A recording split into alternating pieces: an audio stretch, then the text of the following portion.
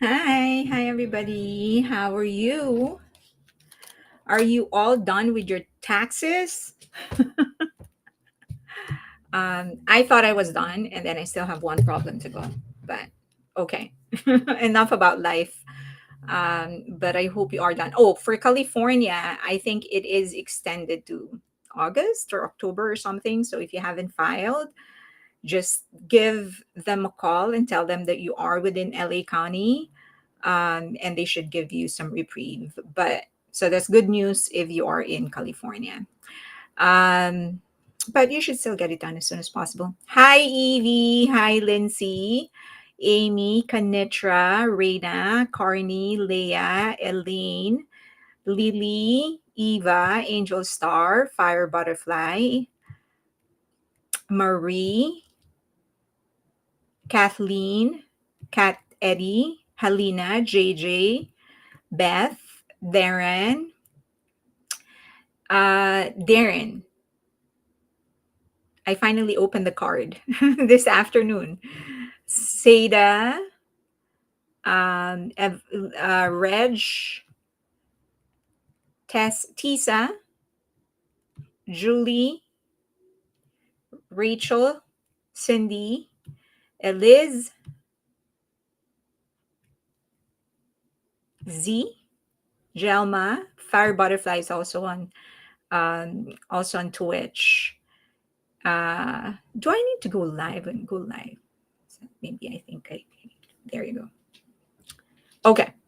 I think I am live on. I'm wondering if I close this, will I still be live? Okay. um, Dodger Girl also on Twitch.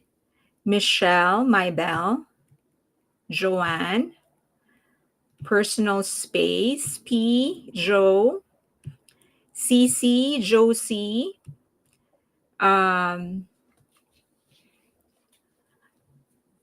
Orchid, Erickson, Shell. My dog is Joy is on X. Hi, Joy. My dog wants to say hi. He feels that he should always open the show. Okay. Say hi to everybody, baby. Say hi. Hi. Monine, Marie, right? Disha, Raquel, Celeste, B&B. I am Claudia from Cali with Love. Salmar, Halina, Val, Carol, Melanie, Elizabeth, Kez, Erica, Reina, BTS OT7, Evie's also on Twitch, Nigma. Hello, everybody. They're saying hi to you, baby. Say hi. The video. Hello. Say hi. Say hi to everybody. Like the video. Oh, yeah. Please like the video. I keep on forgetting that. Please like the video. Please like. Give it a like. I actually don't see who's giving it a like because I just see the total number of viewers. Oh, wait. Maybe I can. Oh, there. I can.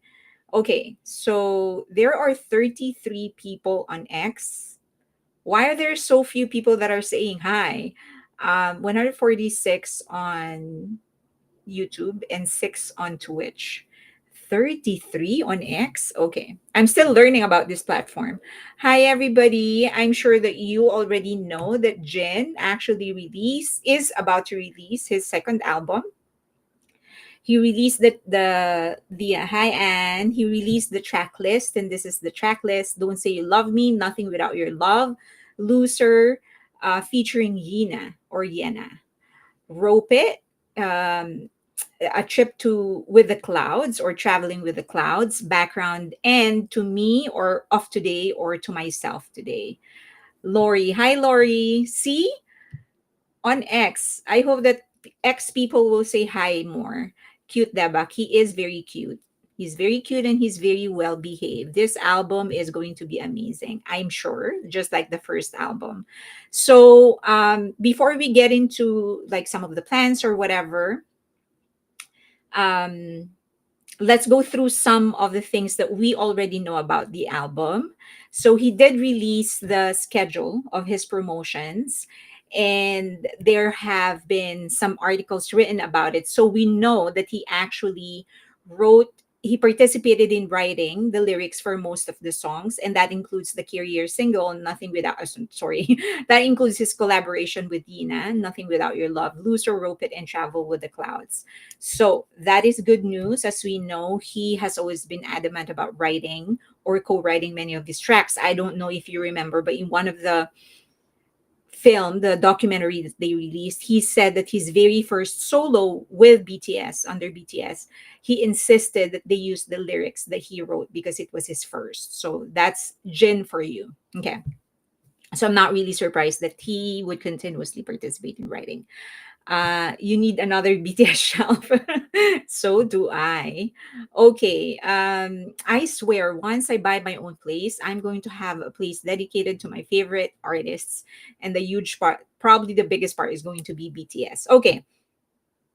You're very excited for this. Okay. So for Don't Say You Love Me, which is the Career single, it's a song that sings about the irony of not being able to easily let go of each other. Sorry, I did not finish writing it. So you I guess it's a breakup song or a party, or not necessarily breakup, but probably parting or something like that. We don't know, but I'm looking forward to it. And then Nothing Without Your Love is a heartfelt message that I am nothing without the other person's love. Actually, this reminded me a little of J Hope when he appeared in Jimmy Fallon, I believe. And Jimmy was asking him what inspired him to write Mona Lisa, I think. And he was gonna say it, I was going to talk about it. And then armies in the studio screamed, Army. Just, I'm like, God, number one, don't put words into their mouths. Let them talk. I mean, especially because he was talking about his music. And so I felt bad for him. And also because I kind of felt, I wanted to know what he was thinking of or what motivated him to write that song. And I wouldn't know because he put words into his mouth. And he was like, of course, it was lighthearted. So he was like, of course, Army or whatever. But I was like, okay, great. Now, that was a chance for us to know a little bit more about the creation, the process of the creation of the song. And whoever those people were, they just took away that opportunity for him. So I hope that this time when they talk about their songs, let's not always assume that it is about armies. Let's allow them to talk about their craft, about their process, and always be mindful that they do have a life outside of being a singer. So they could also be inspired by those things. Okay. Um, so yeah. All right. So next. It could be about army. I'm just saying let it come from them. It could be about army, but let it come from them. Let's not put words into their mouths.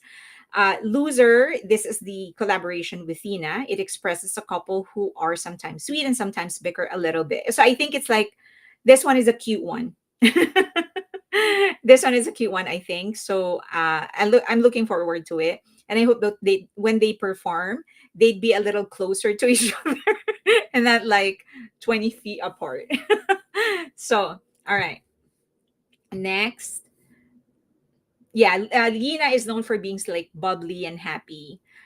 Rope It is cheerful and energetic song about how in order to get what you want and reach your goals, you need not only choices but also bold sacrifices. Sorry for the English. Okay, so bold sacrifices basically. Okay, and sounds like a very familiar dynamic to me. A journey with the clouds is a fairy tale like desire to go on a journey with Cloud, a friend who embraces me with everything, or who like loves him for all that he is. Okay, who is Yina? He is from IZ*ONE. I'm gonna search for some of the song his her performances, and then I'll play just a little bit of it in a bit. Okay. But she's known for being bubbly, for being like bright. That's her image, or maybe that's really her personality. I don't know. Okay, background deals with the heartbreaking emotion of I have become the past, but my love is still waiting for that person. Okay, so yeah, maybe he's not in a relationship right now, and he's not. I'm not talking about Jin per se, but the character in the song. To me today, a song dedicated to today, me, or the person who I am at present. And then, so as we sort of go through, Elizabeth said, Fairyland, these men are almost over 30. Of course, they've been in love. We need to allow them personal privacy. Exactly. So, um, so the most important thing, of course, when he releases the music is for us to enjoy it, right? I think once we enjoy the music, it is so effortless for us to rank it, to make it short, to sell it, to recommend it to other people. So that's the one thing we do need to do. And we need to remember we need to enjoy the songs and appreciate the quality of it. So make sure that the first thing in your head, hi Han, is to enjoy the song. That's the number one priority more than anything else. Um, but there are some things that I noticed in this promotion. Number one is that there is no pre-release track. I am not sure if they have ever done this, but they seem to always do a pre-release track. But this time he didn't do anything. He didn't do any kind of pre-release track. So this is the promotion schedule. So he released the track list today, the 16th, and then 21st will be concept photos, 22, 23. I don't know what's going to happen. Maybe like a highlight medley on the on May 11th, and then the main track poster on the 12th, May 12th, main track official MVT serve May 13th, main track poster May 14, and then the release of the MV and the album on the 16th. We already know that Waylon is going to be releasing his own album, and there are 36 freaking songs in that album. So tracking is going to be very, very hard. So that is why I keep on saying, always remember, first and foremost, to enjoy the music. Okay. Celeste said maybe they're not releasing a pre-release track because it's happening so quickly. Could be that, or maybe it's a conscious choice because he's doing other things that they don't usually do. Number one, there are no credits when they release the track list. There are no writing credits, and it's so peaceful because other haters aren't able to. They're not actually. I don't know why they did this, by the way. It could maybe some people are actually able to track down the writers at this stage because they've registered many of the songs already. But I find it so peaceful because people are not actually researching everybody that's going to be involved in the track, finding out who their pets were 30 years ago and where they were studying 30 years ago and all, so it's so peaceful. So I love that there are no credits in the track list. I hope they keep on doing this way. So if ever somebody is able to actually release the track list and dig who are the collaborators in the song, please let's just focus on Jin. I'm not saying that the collaborators don't deserve credit. Of course, they're part of the songs and they should get their credit. But Jin is our main artist. So I hope that we just focus. We don't pay attention to whoever. Well, as I've said, we can acknowledge them, but the highlight should be Jin. This is his album and this is comeback. So let's just focus on them, okay, on him. Okay. So how do we primarily help Jin and help the album?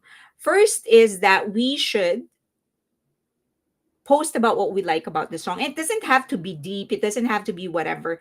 Let's just mention the lines that we like. Let's just talk about the track that we like, a part of the MV that we like, even if it is just to gush about it, or even if it's just to praise his vocals or whatever.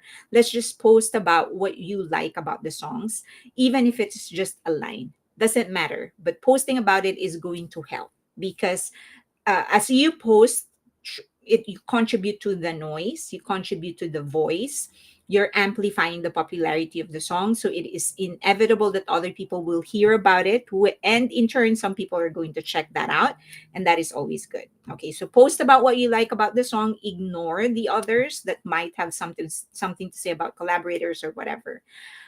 Do support other creators creating quality content, but don't support those that are just chasing clout. You know who they are. If they listen to the song and all they do is just talk about how good it is and not provide any kind of substance, then probably those are clout chasers. Okay. And if you want to help chart the song, though, as I've said, the primary concern should be, the most important thing is of course enjoying the song. But if you do want to help in charting the song, do it properly. Do not loop. Create several playlists and put several songs in between his main track. Do not create a pattern. I've said this so many times.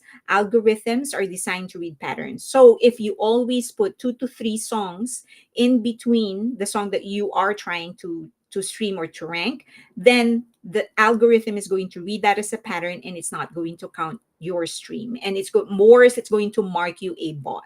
We don't want that. 10 counted streams, 10 counted streams are way better than 1,000 uncounted ones. So put in some BTS songs in there. We're trying to rank others artists in Bill to get 1 billion in Spotify. So put those there. Put some local artists, go wild. Put Beatles, Michael Jackson, whatever. Just don't put the same song consecutively, even if it is a remix. A remix has the same code as the main song. And so the system is treating that as the same song. Okay. So do it properly. And then try at least one free trial premium streaming service. Just do it for a month. You don't have to just don't you don't have to like think about cutting it off after a month and then shifting to another one. Just do 1 month and then just set an alarm so that you disconnect or you unsubscribe before your 30th day. Okay. Is it true that if you have the volume a little down, it won't count as a stream? There are 2 types of volume that you can control. You can control the volume in the app, right? You can increase the volume. You can, but the volume of your speaker, they don't track that. So you can put the audio a little lower for as long as it is the audio, the external audio, and not the audio of the platform. Even a remix, yes, even a remix, for as long as it has the same code, then they know. You can't try. You can't. These are algorithms, okay? So there's programmed a certain way. They know, so might as well put several songs in between, and don't put a pattern. So don't just always put 2 or 3 songs. Sometimes go 7 and then go just 1 and then 8 and then 5 and then just throw it off as much as you can. There are so many songs that you can stream. As I've said, we're doing 1 billion, the road to 1 billion, and then there are many other songs of the same artist that you can stream. So don't fret. Okay. So where am I? Do artists collaborating with BTS gets credit when we BTS releases the song? Pardon my lack of knowledge. Do they get credit in terms of, like, you mean in credit with what? Like writing credits, or I mean credits in their platform? Yes. So for as long as, for example, this is just an example. If I'm an artist, okay, if I'm a singer and I collaborated with Jin, and Jin tags my official profile, then the streams will count into my monthly listeners. So yes, I do get credited. If that is the credit that you are asking about. I hope that's clear. So if I collaborated with Jin and in his official artist page on Spotify, he tags me, he credits me as a collaborator, as a featured artist or whatever, then the streams, the monthly listeners will get counted to my monthly listeners and it will get counted as my streams as well. So yes is the answer. Okay. Next, what about Alexa? Does it count? What about Alexa? Oh, yeah, of course. Alexa counts. If you ask Alexa to play it, Alexa will play it from whatever platform you connect your Alexa to, right? So, for example, my Alexa is connected to my Amazon Music because it was easy. So whenever I tell Amazon Music to play my playlist, Alexa, whenever I tell Alexa play my playlist, then yes, it gets counted. So on Amazon Music, I usually create 5 playlists and I shuffle through it. I take breaks, and you should too. You shouldn't be streaming 24/7. You should be taking like 5 hours break, 3 hours, and then next time two. That's why it's always better if you have at least two streaming platforms, because on times when you're resting the other one, then you're playing the other one, right? Okay. Buy, but not but, but buy one physical You can buy one physical CD or digital copy of a song or CD using a credit card. You can do that, but just one. If you're intending to buy several copies, use cash, and as much as possible walk into a store and buy, so that they count it. If you're using the same credit card, you they won't count it. So you can only buy one from the same credit card, from one credit card, once in your lifetime, of that same song, or that CD. So walk in and buy, um, using cash. If you want to give it to others, then you can buy like a the gift card, so that they can use that to buy. I use Alexa for Spotify and TV for YouTube. That way I can still use my phone. Yeah. So I actually have three phones. I have an old phone. My previous phone, not old, but like my previous phone. And then I have, of course, my computer, and then I have the iPad. So my iPad plays one, that actually plays, so that has title, and then, sorry, Amazon Music, and then not Amazon Music, Apple Music. My computer, which is connected to Alexa, is the one that's playing Amazon Music, and then title on my other phone. Yes, or buy a gift card to use. Buy each track separately. This is important. If you're going to buy digitally, buy each track separately. Don't buy the entire album. Buy it separately on iTunes. Okay, buy each separately. Um, Always remember, there are people that are funding. They're on Facebook, they're on Twitter, X or Twitter, and they are on Instagram, and also on Discord. Just tell them that you want to help. They'll give you money so that you can buy. You just need to give them proof that you bought. Share it to your friends, family, and social media. Someone will give it a try, right? Even if you have 10 followers, doesn't matter, just share it. At some point, the algorithm is going to catch it. Someone will end up being curious what it's about, and they'll check it out. So don't hesitate sharing it on your social media. Okay. Please do not amplify the voices of haters by responding to them, reading their tweets or posts or whatever, or sharing their posts. Stick to just those that you know will be beneficial and are actually helping. Stick to our kind, basically, those that just want to enjoy music. I mean, it's better to follow or engage with somebody who's passive about it than someone who's actually hating on it. Okay, so don't amplify their voice. Remember, those haters that are going viral is all because armies are actually giving them the attention. We have the numbers. Without us, they won't go viral. Okay. Okay, that's it. So there are some questions. Let's address them. Does having an Apple Music subscription count? Yes, it does count. Does having an Apple Music subscription count? Yes. So that is, Apple is what I always endorse. Please, Apple Music, Amazon Music, Tidal, and Napster. Those are some of the ones that I keep on endorsing, because they pay higher. They pay the artist higher, and I think it's just for artists and creators to actually get more than they usually get.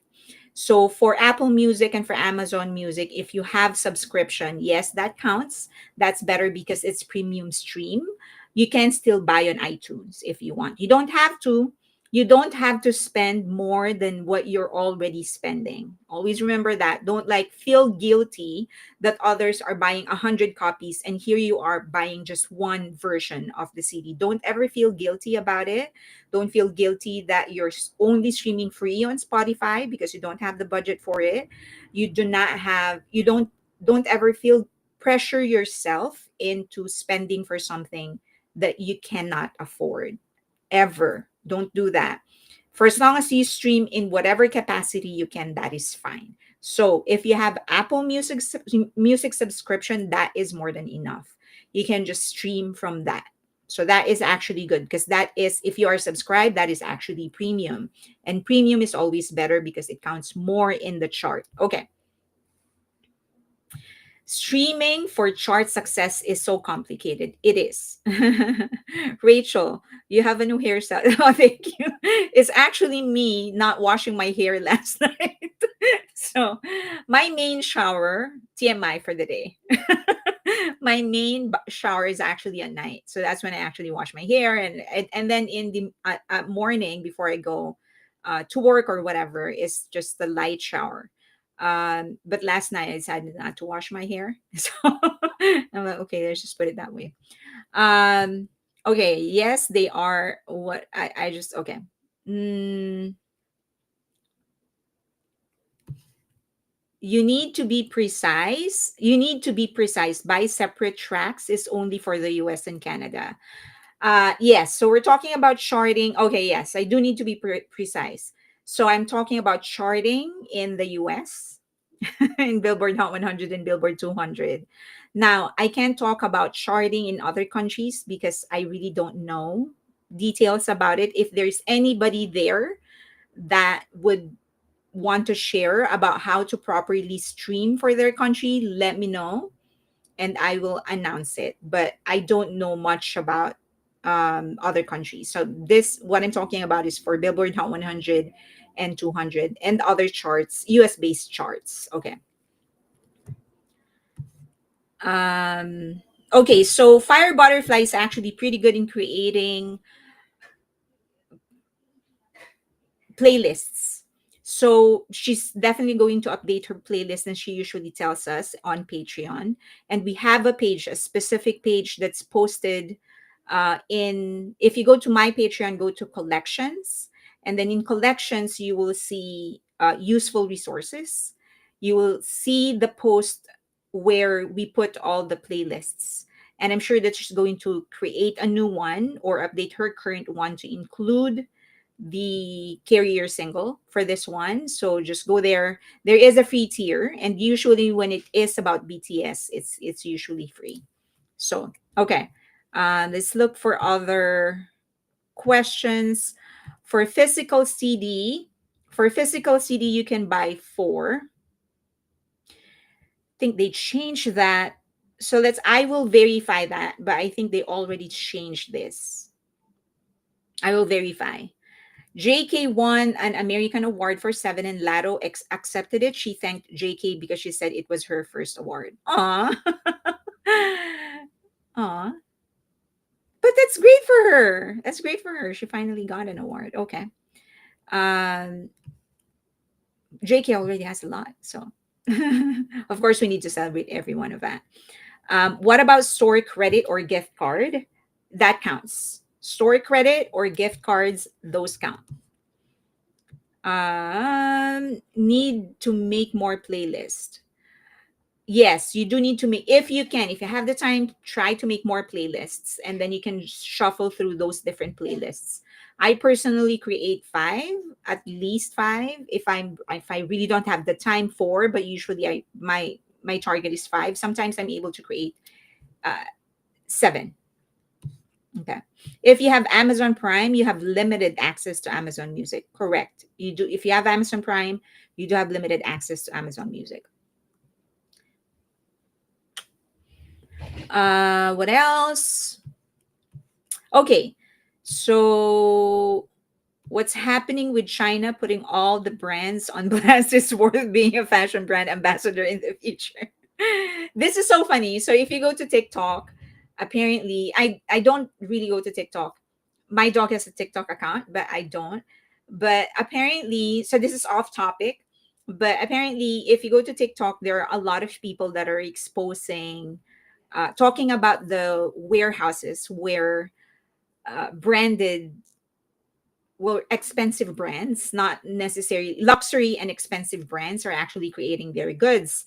So from Chanel to North Face to Kate Spade, all of those brands, they have a factory, manufacturing plant in China. So they usually make it there. And so these people would just go on TikTok and they would talk about it like, oh, hey, do you know that this kind of brand, they're actually made in China and all that. So I find it funny because as a Filipino, we've known this for a really long time. We've known this for a long time. In fact, a lot of those factories would go to the Philippines to sell this purses and this clothes. So there's actually type, like, what do they call it? I don't usually buy it, but like if you want something like good, what do they call it? Like triple A or something. If you want triple A, that's like the types, the products that are actually that pass quality control. And so you can buy them for like 1/20th of a price or whatever. And then those that have damaged, they didn't pass quality control because there's one thread that was out of place or whatever, you can buy those too. So we've known about this. So I was really surprised that when I started seeing it on X, what actually surprised me is that a lot of people did not know this. So I was like, you didn't know that they actually make this stuff on China? So it wasn't surprising to me, but um top grade, is that what they call it? Knockoff seconds? No, class A, there you go. Ronaldin, no. You see, she knows. So class A is what they call it. So when you, these are not knockoff or seconds, these are made by the same people in factory that are actually making these goods. So this is practically, you want to go down? Okay, say bye, people. Who wants to go down? Why do you want to leave me today? You're not possessive? Hmm? Okay, you can go down. You can go down. You can go down.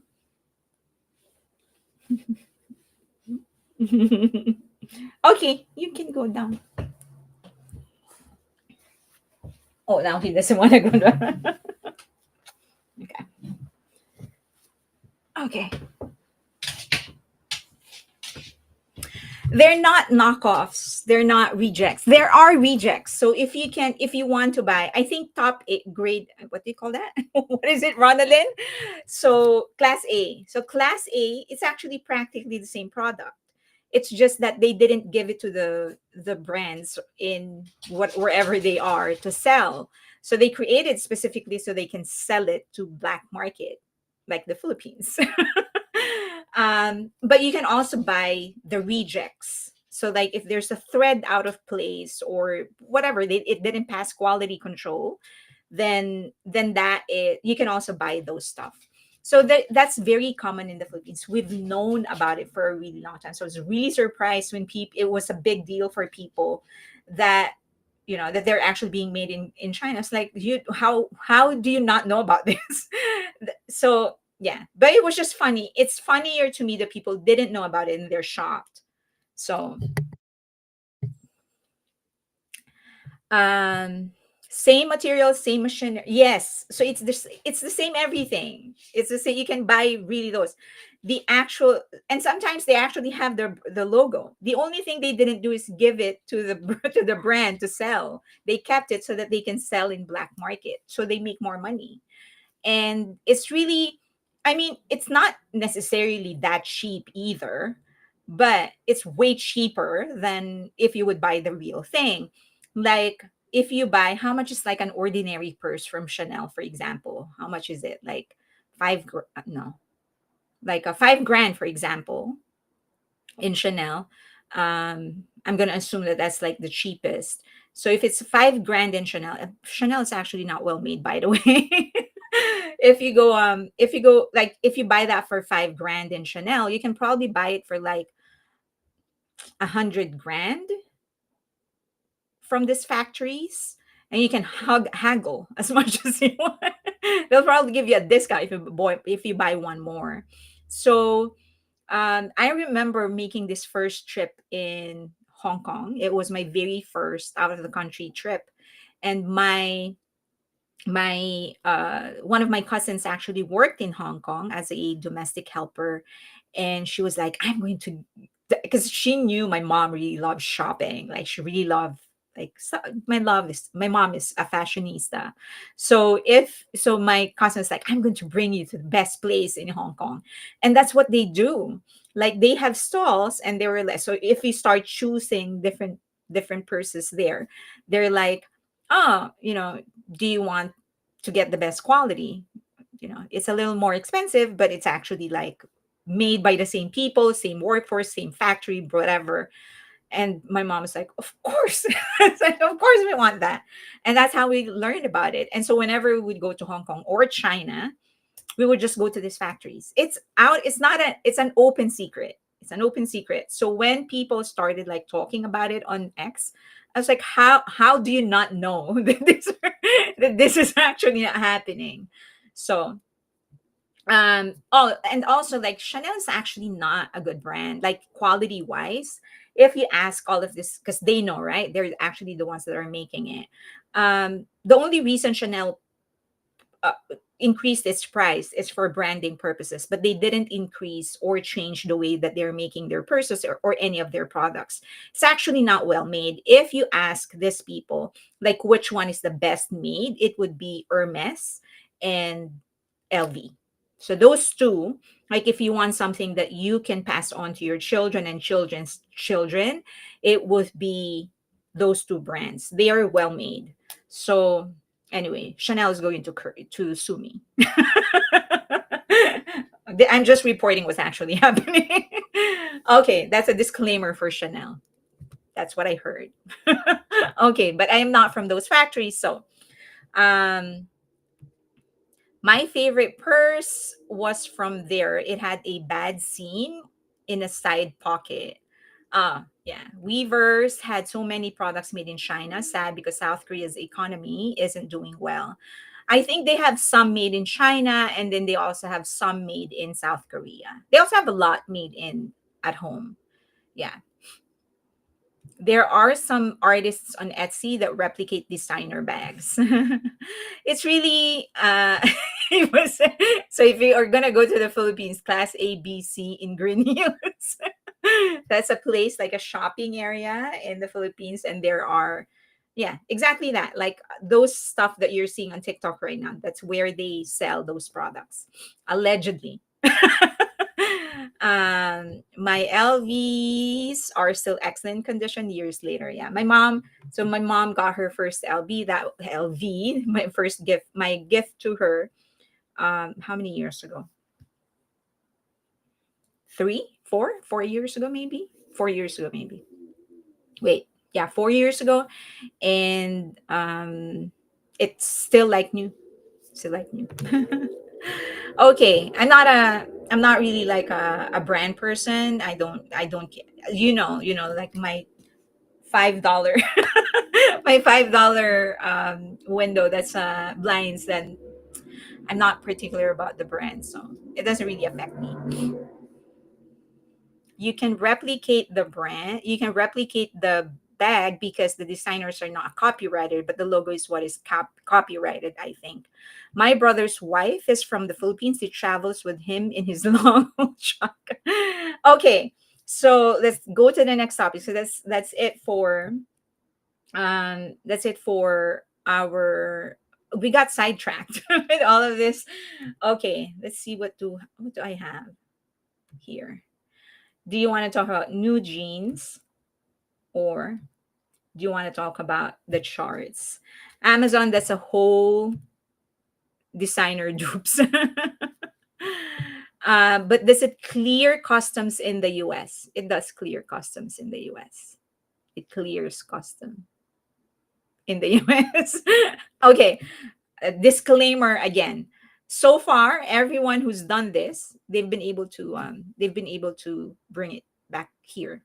So, all right, for charts, So I made an update for our, it actually, when I was creating this, I got sidetracked, but so the second half is more a discussion on what K-pop actually is because of a certain chart that was published.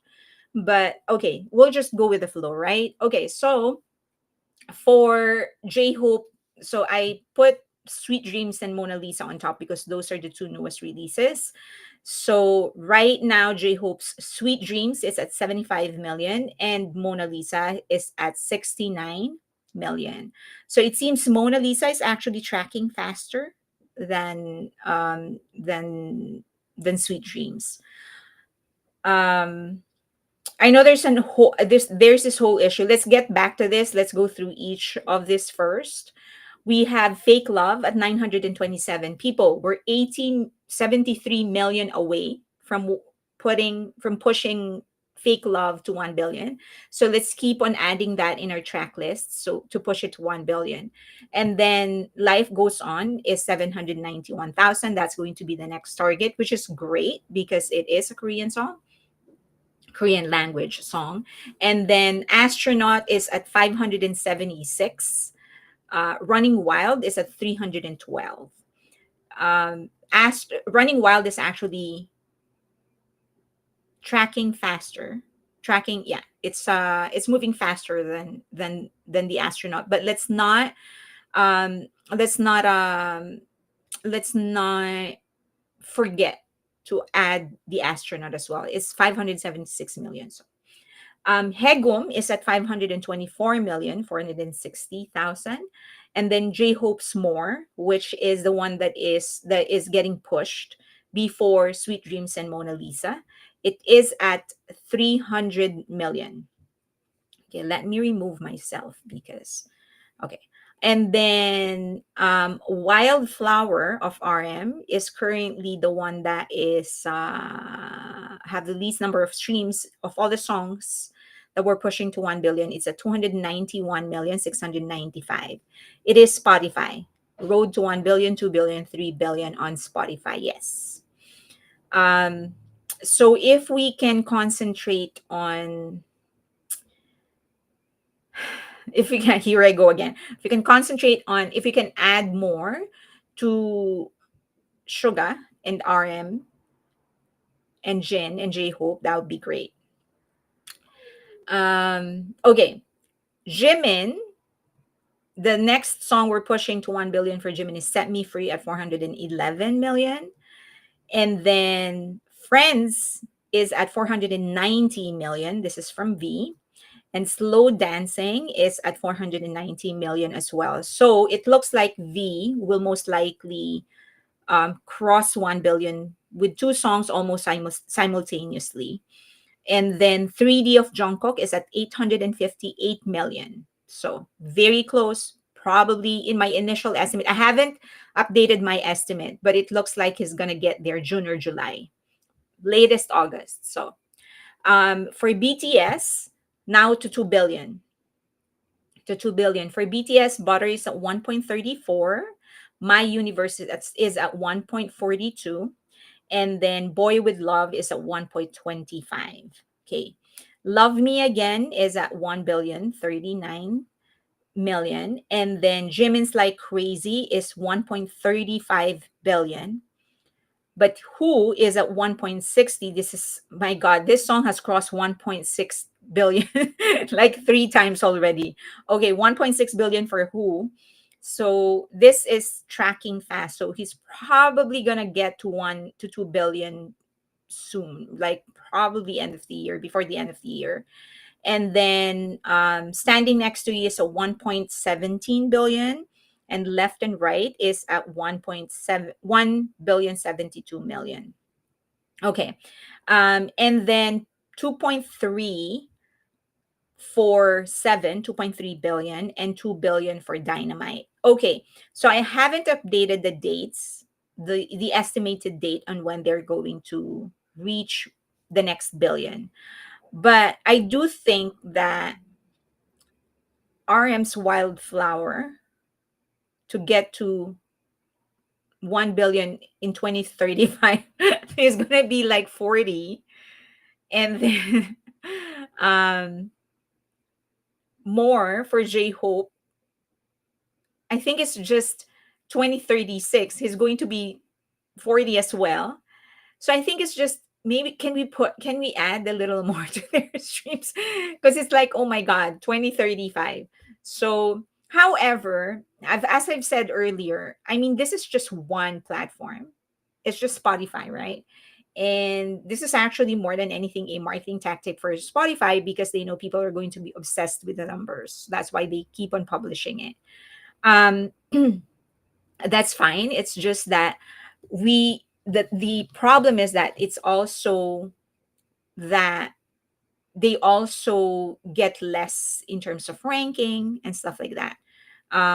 So I mean, Suga and J Hope both sold out their concerts, so there is no doubt that they have the pull, that armies are there to support them.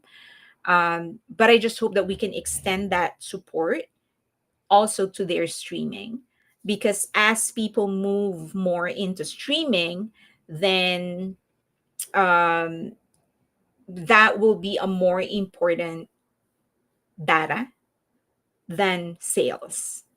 So let's stream more. They're on all my playlists. I don't know what else to do. Just keep on doing it. I just don't give up. Um, so yeah, they just keep on doing it, and then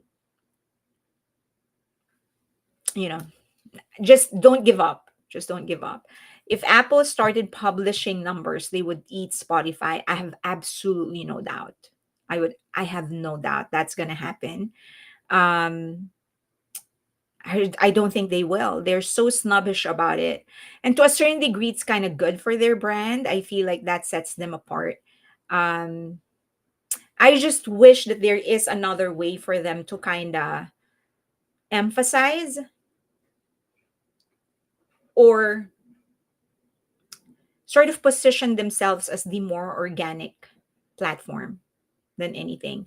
I mean, even if they just publish the ranking at the end of the month or something like that, it wouldn't be so bad. Even if they don't publish like the the numbers, the actual numbers. Isn't there an army project to welcome the boys home by charting home? There is, yes, there is, and I guess that my only and that's fine. I mean, I heard about it. The only thing is that when we do projects like this, we just need to make sure it doesn't, because it's like what what what others feel like. I'm already like they're already in my place. What else can I do? Like if we keep on adding to the goals, it deters us from achieving the original goals. So this is my take. For as long as you're still enjoying what you're doing, that is, you do what you want. Like if you want to participate in the home project, do it. The main thing that you need to think about is to make sure that you're enjoying what you're doing. Don't take away from the enjoyment, because once it starts feeling like a task for you, then they lose the essence of what they're doing, which is not good. So continue doing it for as long as you're enjoying it. Do what makes you feel good. Okay. Is there was a question. The Weavers questionnaire was supposed to be connected to Festa.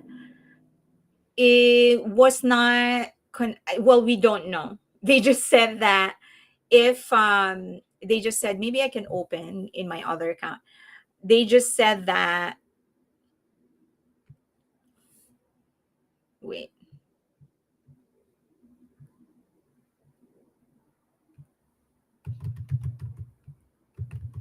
So they just said that they may be able to use your um answers in the future, but they did not specify whether it is for Festa or not. Could be. Is it possible to gather stream numbers using their API? To stream numbers using their API of Spotify? Whose API? Let me see if I can find the questions, because it seems that not many of you, or at least some of you, did not see it.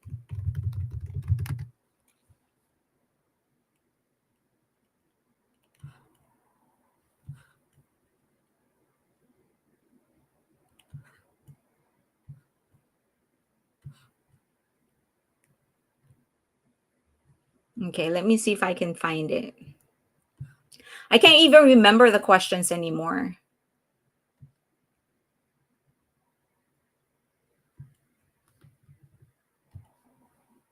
See?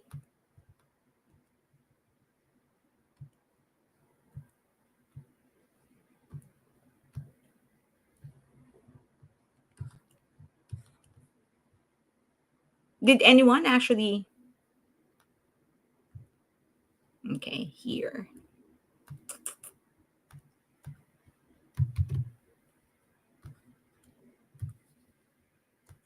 Did everyone actually answer the questions, like the back and the back, like who of who is my question? I know what API means, but whose API?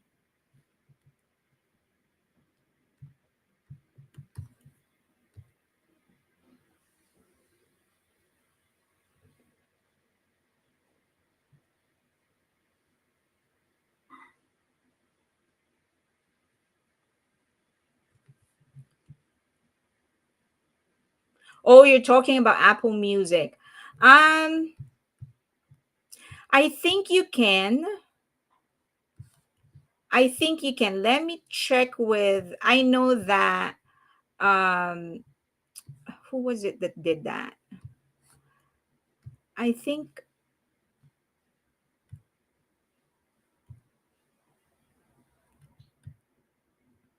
who was it that did that? I think it was a BTS OT7 page who actually. Okay, I'm trying to get to the question so that I can show it to everybody. Give me 1 second.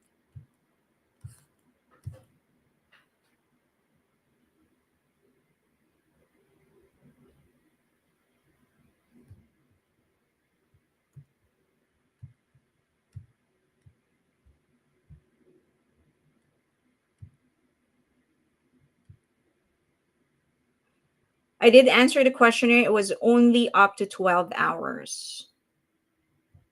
Oh, so it might be down. That's why I can't find it. Okay, then.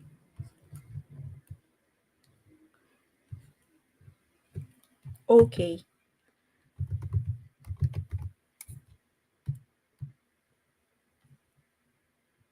Let me see if they've put it down, if they can. They took it down already. Yeah, they took it down already. So maybe I'm gonna try and find it for you.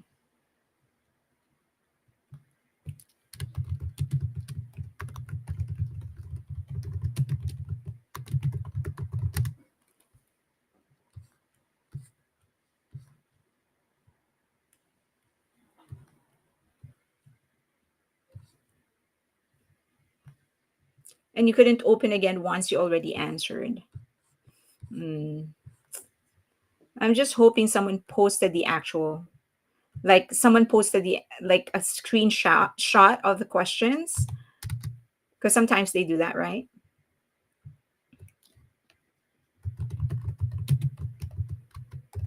Let's see.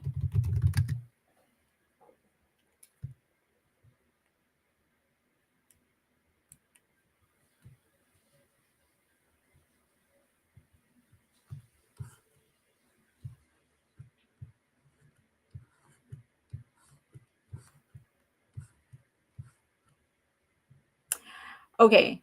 What was the last thing? What was the last thing I said in the group chat with a member? Huh? What was the last thing I said in the group chat? This is not it.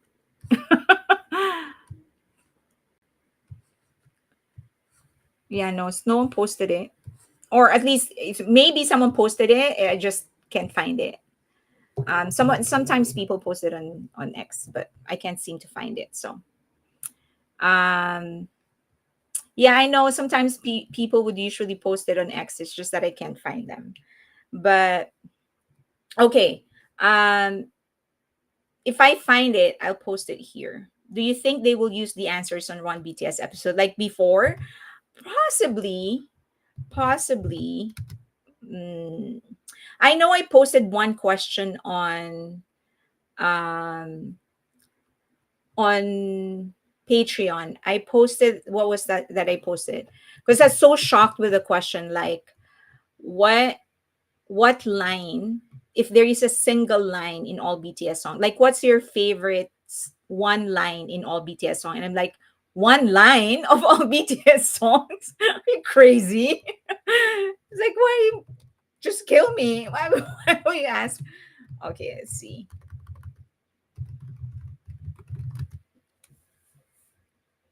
But some of you actually had great answers. So um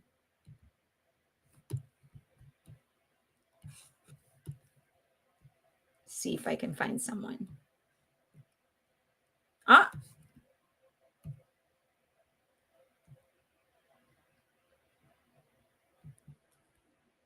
maybe someone did. Okay, I found someone. Do you want to answer the questions?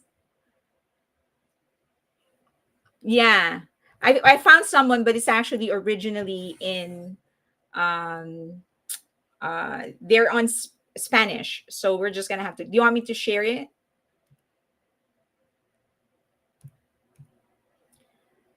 Where are you guys? Okay. As an army. Oh yeah, someone actually here. So someone posted it. It's just that share this tab. Let me see. Uh okay. Do you see that? Should I make it bigger?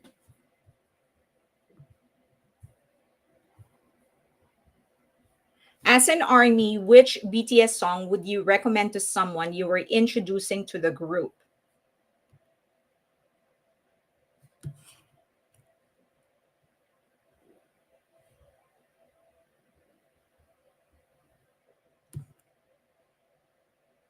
What is so as an army, which BTS song would you recommend to someone you were introducing to the group?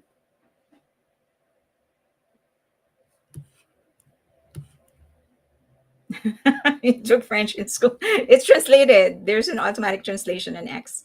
So, as an army, which BTS song would you recommend to someone you were introducing to the group? For youth, on. I would recommend Run BTS. Run BTS. Run BTS. It is in French.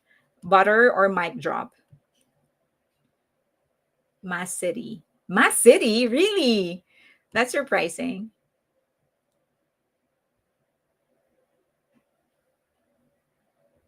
They are the best about the things. Mic drop. Louder than bombs. Depends on their music taste. Hmm. But you have to give an answer though. Magic Shop. Mass City is good. Second question. As an army, what is BTS's hidden gem? A song you secretly love and want to keep to yourself? What is a BTS song you want to keep to yourself?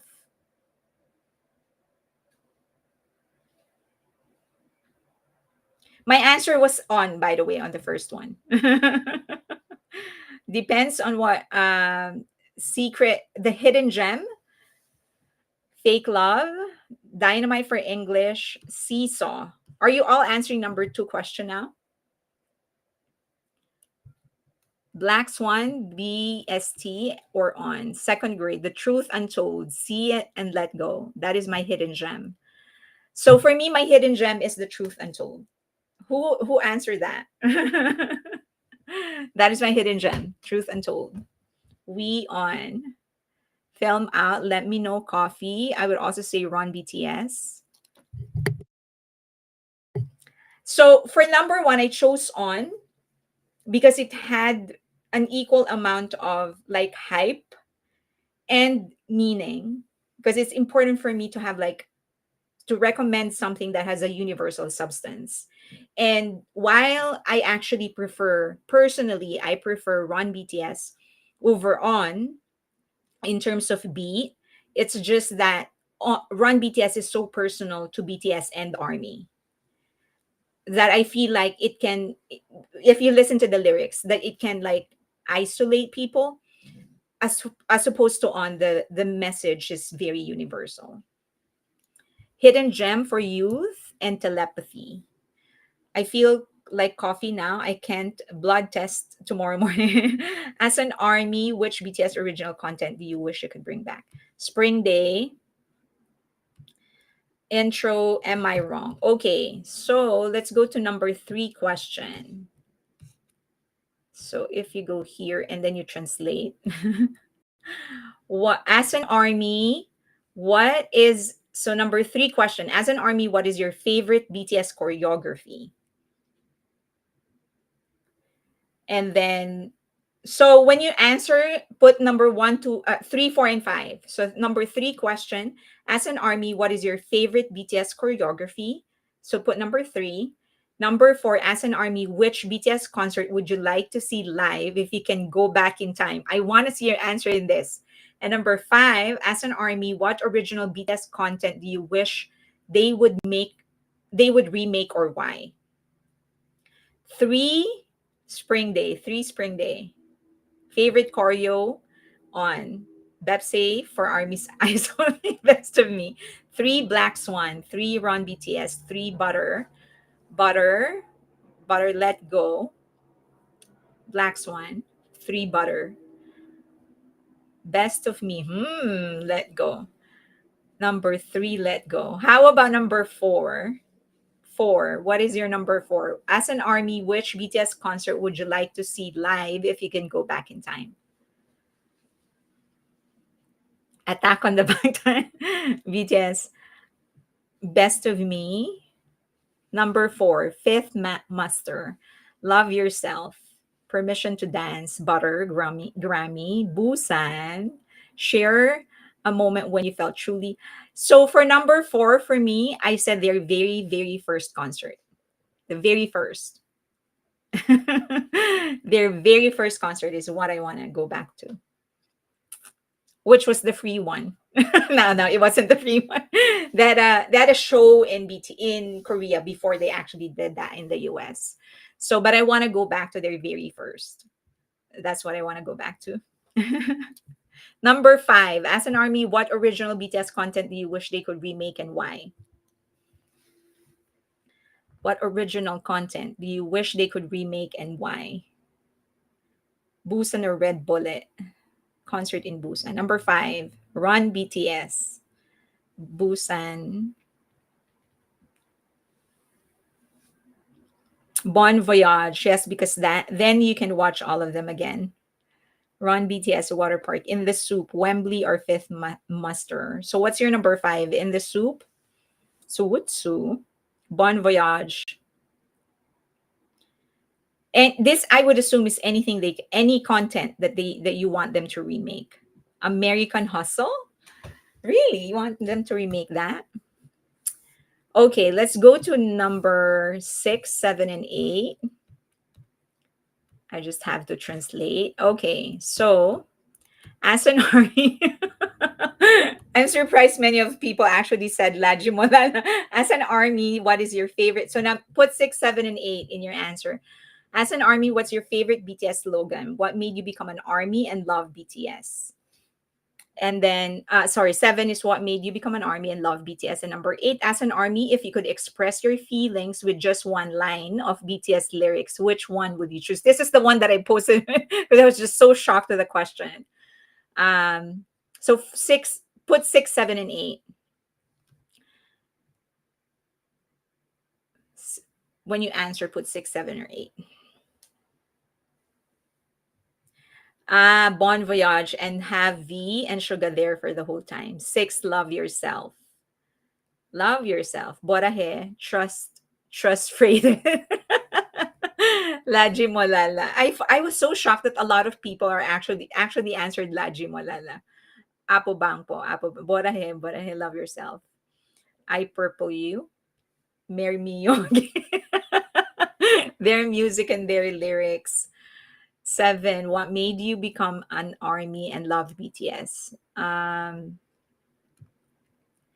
You Never Walk Alone. But my answer was Apo Bangpo for number six. So what's your number seven? Hearing Permission to Dance, Music, Personality, and Substance. My classmate from Korean class, Carbonara. Love Myself, Love, Speak Yourself, Dynamite and Fire for number one. Love Yourself, seven, Their Bond, eight, You Never Walk Alone. Okay, eight, gotta go insane to stay sane. Um, my number seven was Substance. What was it? I think it was Substance. Their Substance was my answer. I think it was Their Substance.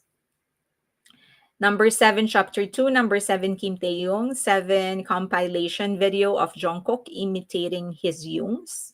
Their slogan, Love Yourself. Telepathy, number six. Now, what's your number eight? This, I'm so curious because I was so shocked with the question. Like one line.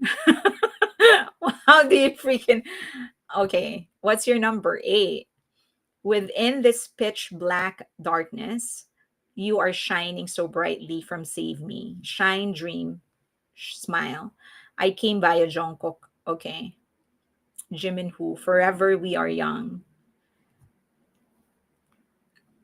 Substance and Sincerity for number seven. So, waiting for your number eight answer. I Miss You, Bego Shipoyo. Life Goes On. Don't Need Permission to Dance After the Pandemic. Oh, You Never Walk Alone or Forever We Are Young. Bow Wow Wow. Stay Gold. Save Me, Black Swan. You and I. The best moment is yet to come. Too many to choose from, however. RM song always comes to mind. Lonely, Moonchild, and Wildflower. YOLO, YOLO. You show me I have reasons to love myself. Save me. Forever we are young. You can't stop loving me. You can't me from stop loving. I miss you. My answer was I actually posted this on Patreon.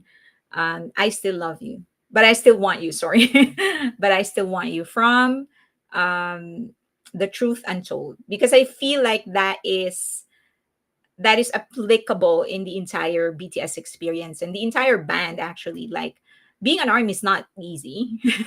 you get you get you get typecasted a lot, not typecasted, stereotyped a lot. You get judged for your music taste and you know a lot of things. Especially because I'm ancient, I'm so old, so a lot of people are like, well, you're why are you still into that and whatever. And it's so hard to explain the substance, so it's not really easy, but it's also applicable in everything else, like in life, on people, that it's not always smooth. It's not always a smooth experience. It's not always, you don't always get things right. You have heartaches and hardships and whatever, but I still want you. Like I would still do it all over again. Okay, let's go to number 9, 10, 11, and 12. Okay. God bless this person for posting the the questions. What is your favorite BTS musical performance? Number one, share a funny or an unexpected personal moment related to BTS. Share a moment when BTS comforted you, and share a time when you felt truly happy to be an army who loves you. So let's go to number 9 first. What is your favorite BTS musical performance ever? What is best your favorite BTS musical performance? Can you give me 2 minutes? Give me 2 minutes. I'll be back.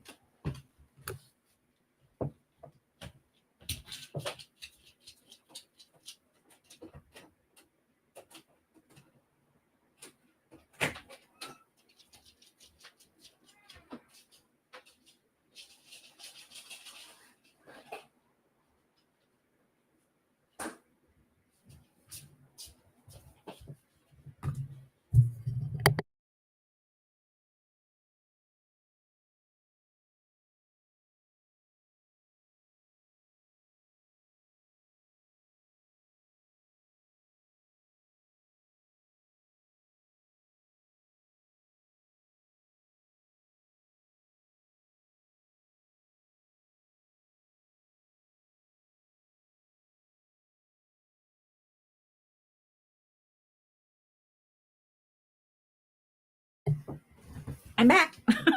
Okay. Nine. You're on number nine. What is your favorite BTS? Wait, let me go back to favorite BTS musical performance. The question is actually, where's that? Sugar Rush said the question is actually favorite music show performance. Music show performance for number eight. Number nine. So for number eight, it has to be music show performance. Share a funny number nine. Mama 2019. Mama 2019. Oh, I guess a lot of us actually love the Mama 2019. That was actually also my answer. 2019 Mama. Number 10, share a funny or unexpected personal moment related to BTS. Share a funny or unexpected personal moment related to BTS. No. My dog wants to be on my lap again. Okay. Mama 2017. All Mama's Mo9. So I guess you like all. Number 10. When RM fell during Black Swan, the guys, including RM, all cracking up because he took everybody down with him. Substance and personality, number 7. Mama, number 9, Dionysus. With the live horses for group for Te, I second the one where Yontan went on stage with Te. I'm not sure what I put. You don't remember your answer. 10, I was doing a questionnaire over Zoom and somehow BTS came up. The interviewer was an army too. She showed me her tattoo and her BTS wall. 60 plus miles an hour on the road and seeing Jimin license plate and screaming with delight and yelling across the other driver to discover that yes, they're armies too. J-Hope reading my comment on on Weverse. Oh, that was good. That must have been exciting. Whenever I hear "Save Me," okay, share a moment when BTS comforted you. Share a moment when BTS comforted you.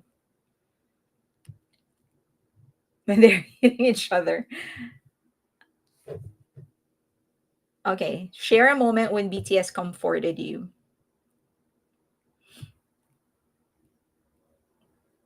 I've been a rock person for 50 years and now I'm an army.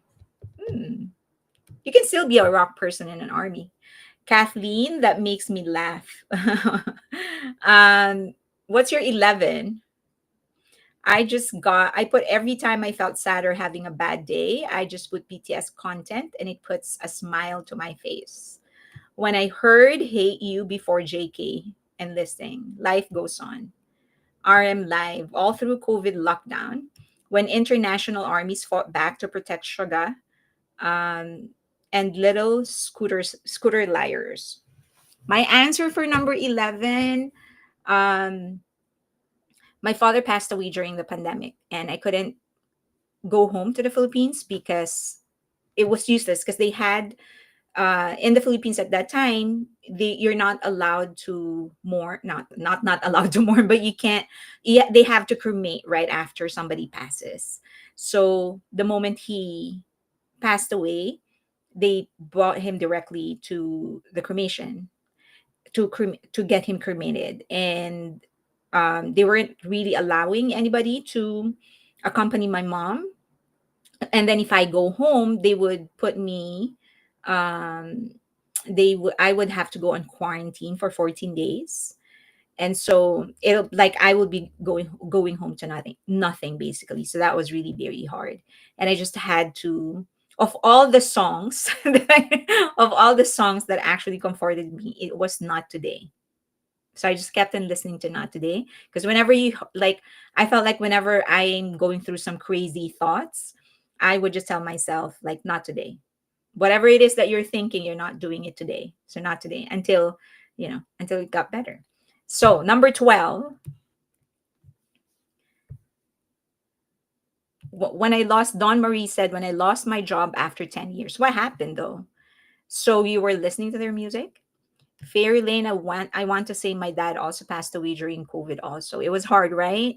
Because they were like, you're not allowed to. I'm not sure where you are, EV, from, But in the Philippines, usually we mourn them, like, people are allowed to see them for like for however long you want it. But then I couldn't, like, my mom had to go through it all alone. So that's really hard, like, go through it all alone. And I couldn't even go home, not because, like, it wasn't even about like, oh, I don't have money to go home. It's just like, if I go there, it was going to be useless. So um hi, share your love. 11, there was a tornado here. I was very scared, so I was in the closet and it passed over. I listened to mono.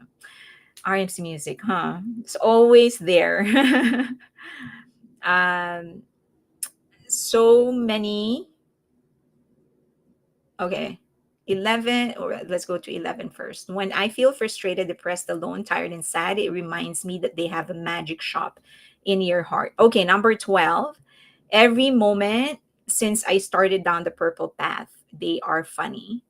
When we fought so hard for Yoongi last year during the pandemic, when BTS inspired in Busan to see how they put all the strength for, and they did the live afterwards, when army bands together to protect BTS and the Purple Ribbon campaign, and letting some Shogun know we believe him over everything else.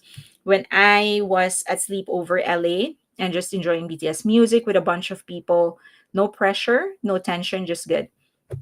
So for number 12 for me, I actually talked about my experience in the recent J-Hope thing that we all did. So a lot of you came forward to donate tickets to people that don't, armies that are just down on their luck. So I was really touched, because considering most of you didn't even want your names mentioned.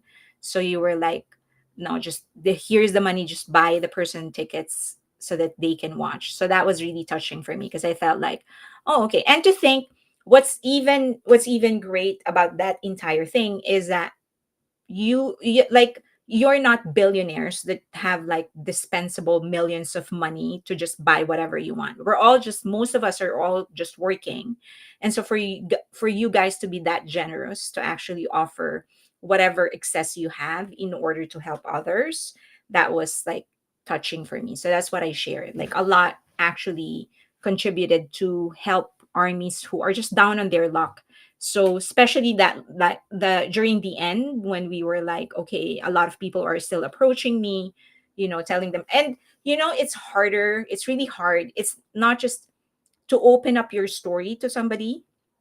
That's hard to do, right? And because it feels like, oh my god, do I have to use like my story to ask for something for free? It's hard. So I admire those that actually came forward to tell their story, and of course I admire those who actually came forward to help. And it's not just those that contributed the money to help, but also those who tried the best that they can to amplify the posts in order for the information to reach the people that might help, right? Like, if not everyone has the money to help, but everyone can retweet or repost or share it on their social media, and those things help as well, or tell their friends about it. So that's what I shared for number 12. Like, it was very it's very touching. It's very humbling to actually experience that. Okay. All right. So that, God bless this person who shared this. At least we were able to go through everything. Um, so let's go back to the charts. Uh, just always remember to try and enjoy whatever, in whatever capacity you have, to try and just enjoy the music. Because when you enjoy the music, it doesn't feel like you're trying to reach a goal, right? Like, um how do I say this? So I can be a little unfiltered in here, right? Because you're here to, to listen to my thoughts. And one of the reasons I think, like, um songs like Seven, of Jungkook, and Dynamite and Butter and Who, it was easy to go viral in a country like the US, is because it's easy. Like, it's just, you can just listen to the song and chill, right? You don't have, like, it's just an easy beat, it's an easy song. because people are enjoying listening to it. So it wasn't such an effort. There is no extra, like it wasn't a task for them to have to include it in their playlist and whatever. So um I think for as long as you enjoy what it is that you're doing and the things that you're listening to, that's all you need to help in charting the songs. That being said, if you do want to help, just do it properly. So, there's really, for RM, Wildflower is such a beautiful, beautiful song. And a lot of people deserves to hear it. So you can share it to your friends, post it on social media. Hopefully more people will actually listen to it. Okay. Sugar Rush, streaming can be really fun. Yeah, just as long as it's not like, because the one thing about being able to create a playlist once is that you can just, if you create 5 playlists, you can just let it go. As you do your task the entire day, you can do whatever it is that you want. It plays, and yeah, not a lot of, you don't need a lot of, you don't need to spend a lot of time to do it. Okay. All right. So now, most streamed K-pop soloists. There are several accounts on Facebook, on Instagram, and also on X, that they put out like different charts and are helpful sometimes. It's just that they don't usually dig deeper in the charts. When they post a chart, they don't really provide any kind of explanation or context. They just post it, and a lot of people like it that way because it's easier. Now, they posted the most streamed K-pop soloists on Spotify of all time. So, number one is Jungkook. That is not a surprise. It's 8.6 billion across all credits. Jimin of BTS, 6.6 billion. V of BTS, again, 4.6 billion. August D, 4.2 billion. And then number fifth place is Jennie of Blackpink, 4.2 billion as well. Number 6 is Lisa, 3.8 of Blackpink. IU is 3.2. Rose of Blackpink is 3.2. J Hope of BTS is 2.8 billion. And number 10 is RM of BTS, 2.7 billion. Okay, so that's their ranking, and this was updated, I think, yesterday. The number was updated yesterday. So it could change. Maybe Jungkook is already at 8.7. We don't know. 6.7 for Jimin, but it was updated yesterday. Okay, now the only problem here, and this is number one problem that I saw about the entire thing, is that I don't consider BTS members or BTS themselves, Jennie or Lisa, as K-pop acts anymore. Specifically, I think even more than BTS, Jennie and Lisa have tried so very hard to distance themselves from K-pop, as at least as solo acts. So calling them K-pop acts as of now, I think, is not right, and definitely not right for BTS. Number two is that this is only on Spotify. The numbers that they are publishing, that's only on Spotify, and it does not include any other platform, because only Spotify is actually publishing the number of streams of the songs. Okay. Many of the acts are carried by one song, and they did not, again, no context when they posted, they just posted it. So many of the songs, Carol is just for top 10. So he charts, but he's just lower in the funnel. Not lower in the funnel, but lower in the ranking. So many of these acts actually are being carried by just one song.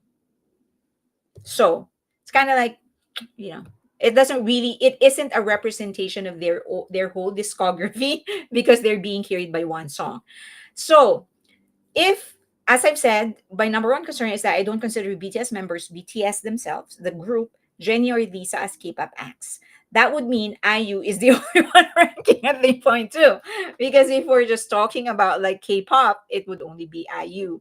Okay, so um, some people are going to disagree with that, and I do understand. It's also a complicated thing because Jennie herself, sort of her principle in her performance, and I will explain that later, is very, very K-pop. Okay, so the question now is, what makes K-pop K-pop? K-pop. This is what I was talking about when I said I got derailed when I was creating this presentation. I was supposed to go through different charts, and I just couldn't avoid myself from mentioning this. K-pop as we know it today is grounded on a small part of Korean culture. It is not a representative of the entire Korean culture. It's just but it represents a small part of Korean culture, but it is very much wrapped in American aesthetics, right? So if I go by that definition, that is going to disqualify BTS members a whole lot. Almost all BTS members will be disqualified if I go by that definition, because Jungkook, Jimin V, August D, or Suga, RM, J Hope, and Jin don't follow the standard aesthetics of a K-pop idol anymore. I would probably put RM on top of that. Like, he does not succumb to the K-pop aesthetics anymore. Okay, I know this is going to probably create even more questions than answers, and I will create a separate presentation on this later on. But that is essentially how I would define K-pop.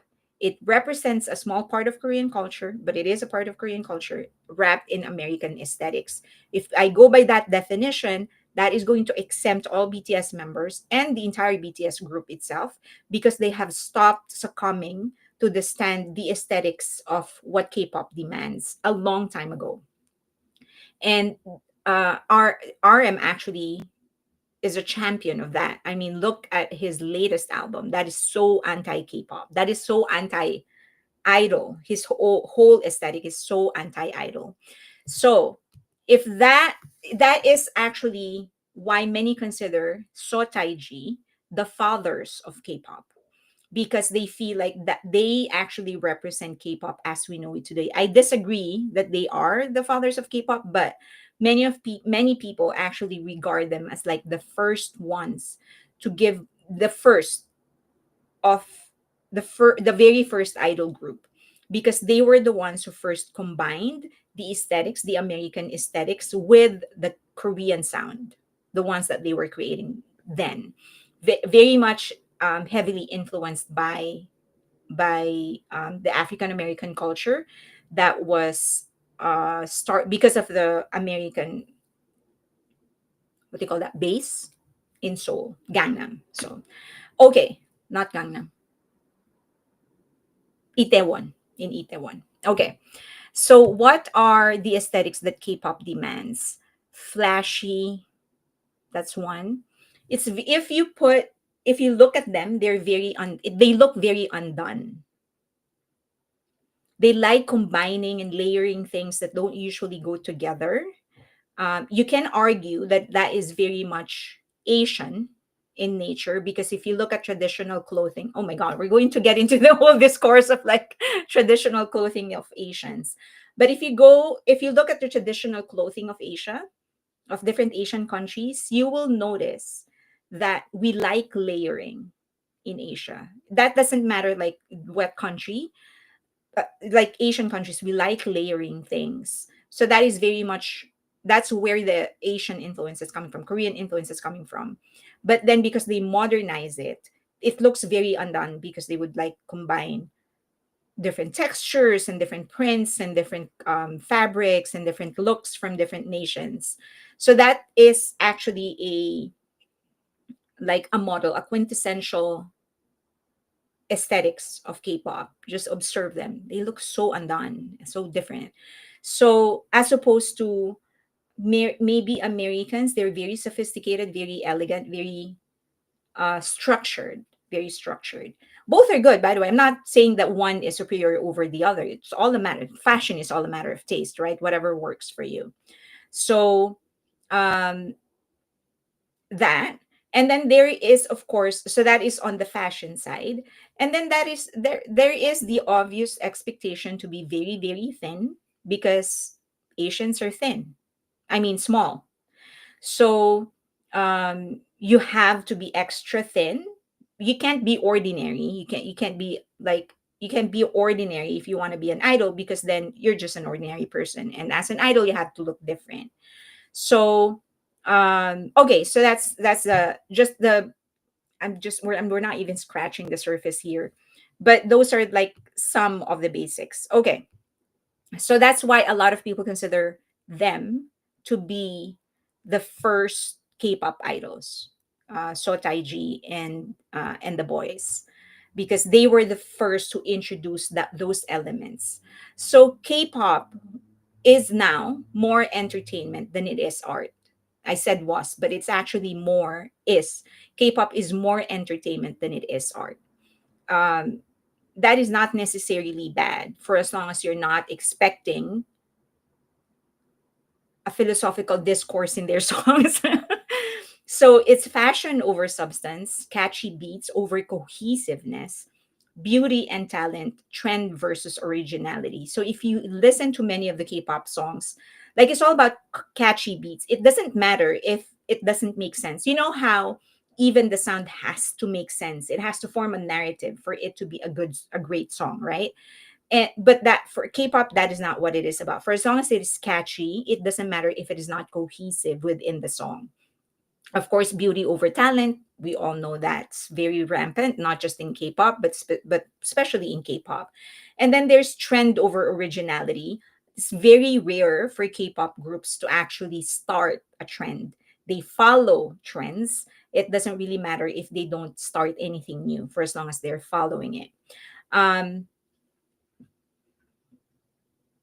Bella Trick said, Fairlane, in another live from time to time, there is a banner reminding people to like the video. So maybe you can do something similar. I will do that. Okay, thank you. I will do that.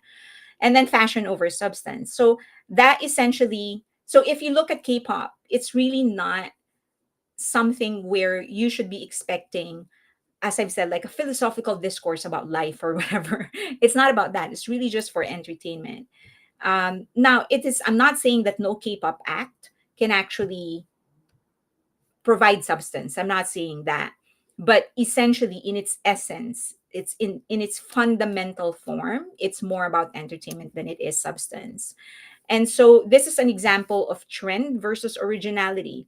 A long time ago, Omar Ryan was such a huge star. I guess he still is to a certain degree in the US. And then Big Bang just swiped him. They swiped his style. So something like that. Like, oh, that is something great. Let's copy it. And then they'll adapt it or whatever. Um, but that's what it is. It's like it's all about following trend more than creating something original. There is Korean music, which has other there is Korean music, right? So Korean music is not just K-pop. There are other genres within Korean music. There's ballad, there's trot, there's rock, and others. So it's not that when you say K-pop, it is the only form of music in Korea. So there are other music in different types of music in Korea. So if I go by that, if I say that you should, like, this is more about entertainment than it is substance, then I will actually exclude IU as well. She's not K-pop. She's just just an artist from Korea. So she's just a Korean artist. So she would sing ballad, she would sing pop, but not necessarily K-pop in that form. So this has gone, I know, when I was creating this presentation, I was just like, oh my god, this is an entirely different topic now. And of course, BTS would have left that genre a long time ago. I think the moment they dropped the the most beautiful moment in life, I think that was it. They solidified their position as an artist, just global artist, and not necessarily K-pop anymore, because that everything that they did with the most beautiful moment in life is sort of the everything that is everything that K-pop has sort of avoided altogether in the last 10 years. It's all about examination of their youth, asking questions about life, exploring. Like, this is just, this is not K-pop anymore. So again, if you go by that list, um the initial list that they release, then it won't be right, because then this I would take out Jungkook, Jim, and V, August Dior, Suga, J Hope, and RM. They will be out of that list anymore. So I guess what I was just trying to initially, my original purpose is for us to be trained in asking questions whenever we see things like this. When somebody posts a tidbit, a small bit of information, we need to think critically, like, so what is this about? If you're telling me that these are the most streamed soloists, like, okay, so what does that mean? What does the how did you come to this number? Ask, because then there would be a better understanding behind the numbers. The numbers don't lie, but it can be interpreted incorrectly. So, aside from the fact that many of the acts on the top 10 are actually reliant on just one or two songs and just collaborations, if you take them out, like, what does that say about the artist? I've said before and I'll say it again, there is nothing wrong with Western collaborations. There is something wrong if you can't do anything about it. Like, after that song, what happens? Right? Did you grow commercially? Did you grow substantially? If nothing happens, then yeah, then that is just, you did it just because you wanted a successful song, basically. Context matters, yes. Okay, so as I've mentioned, I went astray. I was supposed to go through the different numbers, but I ended up doing something else. Now let's go through an update with not it. Let's update ourselves with what's happening with the girls, New Jeans. Let's entertain ourselves a little bit. So remember, they filed an appeal. So the court decided to dismiss their injunction. Sorry, not dismiss their injunction, but to favor Adore in the injunction that Adore filed. So the court told them, you do have to work through Adore. They filed an appeal after 2 days. In that appeal, again, the court sided with Adore. So the court said, no. So remember, the hearing actually lasted 10 minutes or 12 minutes. And then the decision came, and the court said, yeah, you still have to, nothing changes. So you still have to work through Adore. They filed almost immediately another appeal. So they appealed the decision again. Okay. That law firm is going to earn a lot of money. I have to say, billable hours. I don't know how much they're getting paid. Probably 1,000 per hour. I don't know the rate but like in the US, if it is that caliber, like the second biggest in the country, that's like $1,000 or something per hour. So this producer, I'll share with you. This is his channel. Okay. If you want to go and visit his channel later. Okay, so I'll share this. So this is a producer in South Korea, and he kind of discussed some important points. I'll just go through the highlights of the things that he discussed, and then you will find the link to his channel in the description box once this is uploaded. So he said, here are some of the highlights of the things that he discussed. So, number one, he said that as a producer, considering that he is a producer, it is never good for a producer to overshadow the artist. He does not agree that the producer should be bigger than the artist in any way, shape, or form. So, for him, the king and the queen should always be the artist. And once the producer starts taking credit, that's a problem. So he said when Lee Suman left SM, ESPA adopted well with the new producers. As we all know, ESPA was actually Lee Suman's last baby. And he was very much hands-on in the production of the songs. So when he said that when people ask, is New Jeans without MHJ really New Jeans? That's an insult to the artist. Because an artist should be able to stand on its own. So once you say, so he's very surprised essentially that people, that Min Hee-jin and of course New Jeans sort of said that we're nothing without Min Hee, not sort of said, they said that we are nothing without Min Hee-jin. And Min Hee-jin actually said that they are nothing without me, that they are successful because of me. He's saying, I'm so surprised that they actually let it fly and that they even allowed that thought in their head, because that is not a sign of an independent artist and not a sign of somebody who's actually independent. I was shocked watching the Times interview. I've deleted some parts, especially scathing. Like, he was very passionate when he was saying this, and so he used some words that I felt is not necessary are not necessary to be included. So he said, I was shocked watching their Times interview, even they've enjoyed so much popularity, wealth, and glory through Korean K-pop industry, and they say Korea is strange because it's closed off. What the hell is this? So, as you know, in the Times interview, they kind of trashed on Korea. They position themselves as revolutionaries, called the industry and the country very unreasonable and stuff like that. So he was like, "Oh, what is this? You've enjoyed all of the success because of Korea, because of the industry that you are now shitting on, basically." Okay. And then he said further, the court didn't acknowledge even one single, not even a single of the 11 things that they are claiming.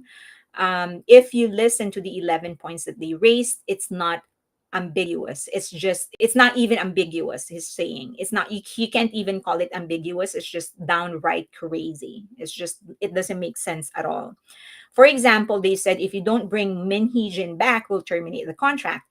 Imagine ESPA saying, if CEO Lee Suman does not come back, we'll terminate our contract. Imagine if it was ESPA saying that to the management of SM Entertainment. How is that going to be taken? But when it was New Jeans, people were positioning it as if it was a reasonable request. Okay.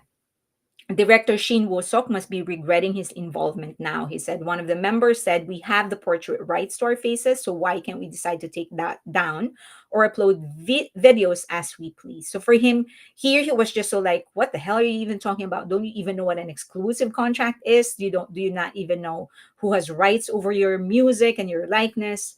And then he said, they said so many current idol trainees or idols are in the same situation as us. They received full support from the company, joined the halo of BTS, and earned 5 billion won each.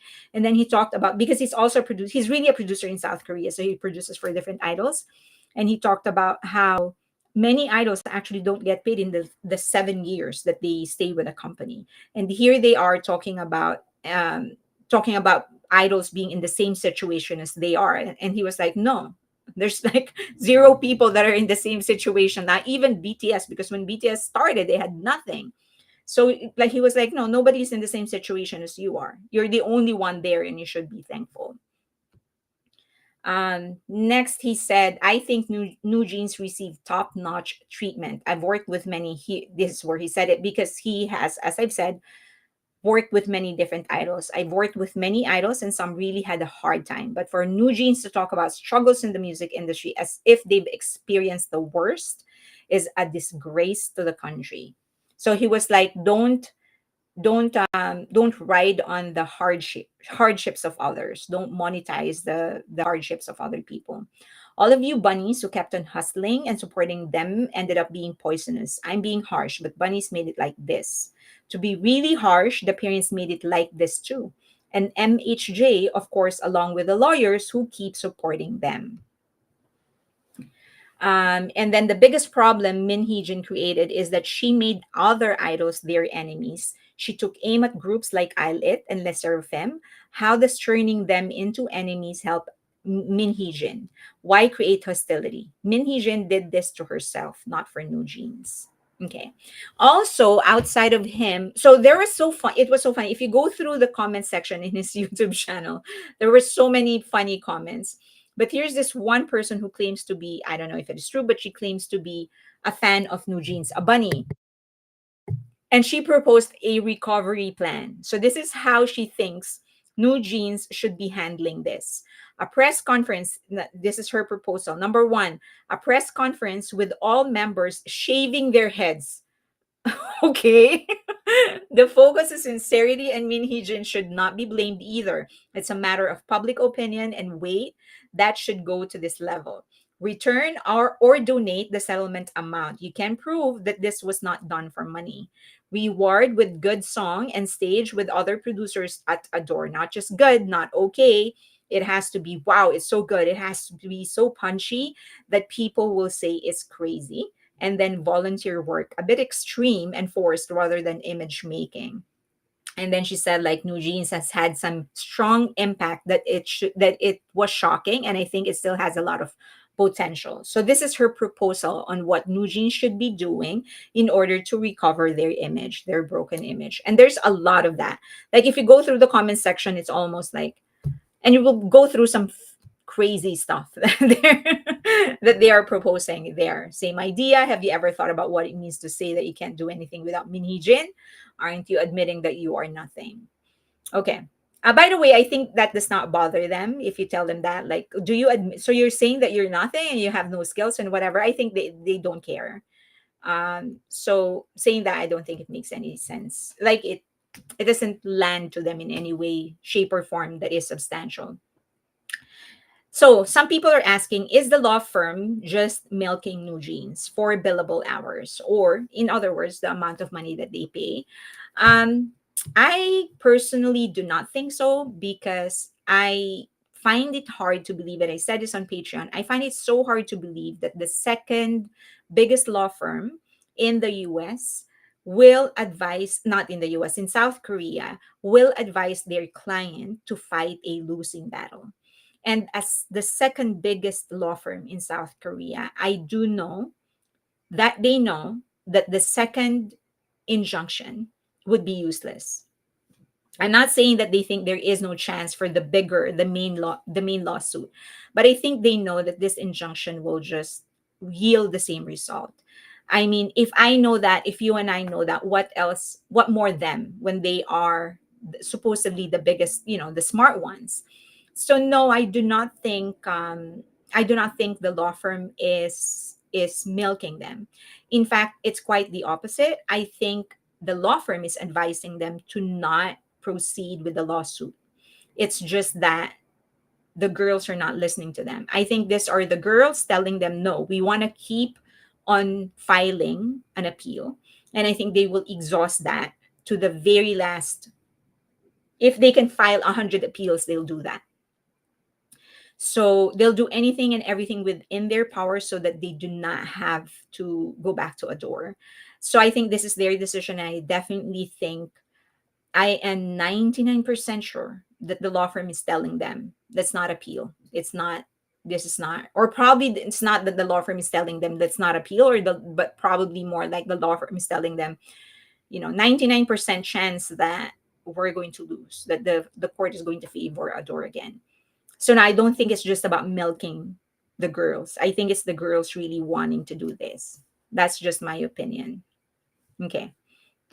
And it is an opinion because it cannot be proven.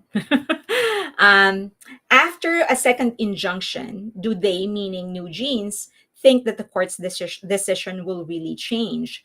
I do not think they care. I don't think they care whether or not the court will change their mind or decide otherwise, in their favor. I don't think that was what they wanted to do. I think this is just about simply being able to not work for Adore. This is the whole game. They don't want to go back to Adore, and they don't care if they have to file 1,000 appeals, they will do it. So, I don't think the answer to this question is, I don't think it matters to them whether or not the court will actually side with them. Okay, again, just an opinion. Can the law firm resign? Of course, the law firm can resign, and they are allowed to resign, but I don't think they will do that because they're also representing Min Hee-jin. And that is going to be it's not going to be a conflict of interest, but I don't think it will, in the court of public opinion, it's going to be a dent in their reputation if they give up on a client. So I think they're in too deep, that they just really need to do their best to get the best possible result that they can afford. I think at this stage, they kind of know they will not get 100% of what they want. But I think they feel that they will be able to get to a place where it's gonna look like they got what they want. For example, if the court decides later on to let new jeans work independently but still pay the fine, for example. They're going to play that to the hilt and make it appear as if, you see, even the court says they shouldn't be forced to come back. Something like that. So, at the end, you're still losing, but they're going to position it as if they won. So I think that is what they're hoping for. If the contract time finish and the lawsuit isn't still resolved, does it mean that they don't have to pay the penalties? No, that's not how it works. No, they still do if the court says. But the length of the lawsuit is not, the length of the contract should not affect. The lawsuit started while the contract is still ongoing. Isn't Adore also getting damaged because their IP is getting destroyed? Yes. But I think, as an entrepreneur myself, I think that ship sailed. I think at this stage, I have to be realistic. If I am in their position, I have to be realistic and say, no, that's gone. That ship sailed. That IP will never be recovered. And it's all a matter of just being able to um, recover some of the damages. Number one. Number two, and probably more importantly, is they just want to make sure that the world knows that you can't just terminate your contract with Hybe. That's not how it works. You can't sign a contract with us and then terminate it whenever you want. So I think that this is what this fight is all about. I don't think they are delusional into thinking that they can still recover new jeans. Okay. Um okay, let's look through some questions. Fairy Lane, no, the point is, can the girls finance the law firm hours? No, someone else has the one. Okay, yes. Okay, so I misinterpreted that. Yes, so they definitely at some point, if they are financing it now, at some point in the future, they will need this is a long battle that they are fighting. And if they're planning to file the injunction, that is an easy 30 hours billable, right? The consultation, the paperwork, all of that, 30 hours billable. How much is that? That's going to, at some point, is going to create a dent in your, and that does not include other fees and the filing fees and all of that. So at some point, they're going to drain their bank account. So there's someone else that's actually financing this for sure. Okay. Um, but wasn't they still getting paid by Adore while this is ongoing? Not a lot. So they are getting paid for example, for the streaming, right? Because they are performers and some of them wrote some of the lyrics of the songs. So some of them are getting paid for those, for the streaming. But streaming is not a lot. We all know that by now, right? We know that getting, even if people are saying, oh, this song actually like earned 1.3 million. Yeah, but how many people are splitting that 1.3 million? 100? Like, that 100 is probably like, and then you have to pay your producers and fees and taxes. So the money that they're earning from streaming is not a lot. So the only money that they will be taking, that they can take right now, would be performance, but they are refusing to perform. If they still have ongoing brand deals that Adore arranged for them, or if they accept new ones, they can earn from that. But as it is, many of the things that the money that they are getting paid for is not a lot. It's not a lot. Okay. Can bunnies gather proof for new jeans and submit them to their lawyers? So the Team Bunnies actually started a campaign. Excuse me. Sorry, I need to drink. Yes, so Team Bunnies actually started a campaign to ask for evidence. So they are um they're actually pulling evidence, pieces of evidence that people are submitting to help the law firm. So can they do it? Sure. Will it be used? Maybe, if it helps. But as of the moment, it's crazy the things that they are getting. Like someone actually published one of the like a folder somebody submitted. And apparently it was the same color of the clothing. Like someone wore, was it I'll It? I'll It wore the same color of clothing as New Jeans, and that is for them proof of plagiarism. And be ready, they're actually accusing Jin of copying a New Jeans. I don't want to say where they are pulling the evidence out of. I think bunnies are already doing that, but some evidence are just ridiculous. It is ridiculous. So the latest one that I saw is that they made a side by side comparison of the album, the track list design of of Echo to the color palette of Blue Jeans or something like that. It's crazy.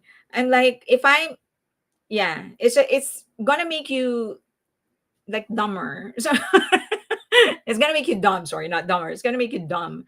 So yeah, it's just like insulting to read those. So never mind. Um, how Consuelo? I don't know. It's just ridiculous. I think like there's like a prison. I don't know. It's ridiculous. I don't even remember, but it was just like yeah, basically same color. They make it dumb.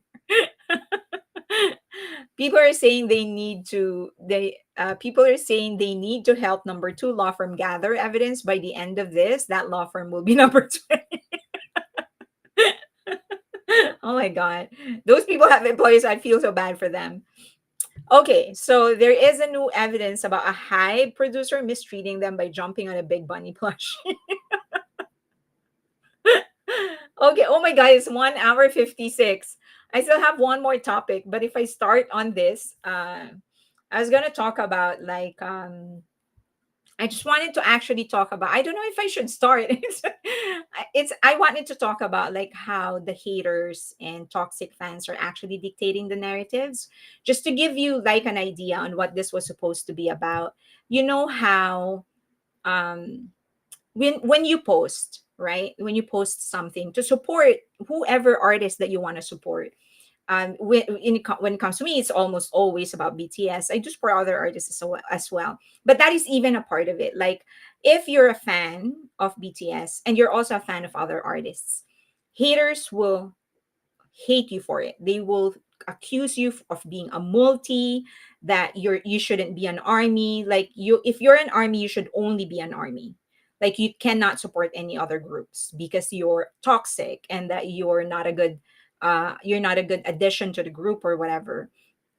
And there's so many rules that actually came from those camp that we just end up okay, just personally that I end up submitting myself into just because I don't want the toxicity in my page.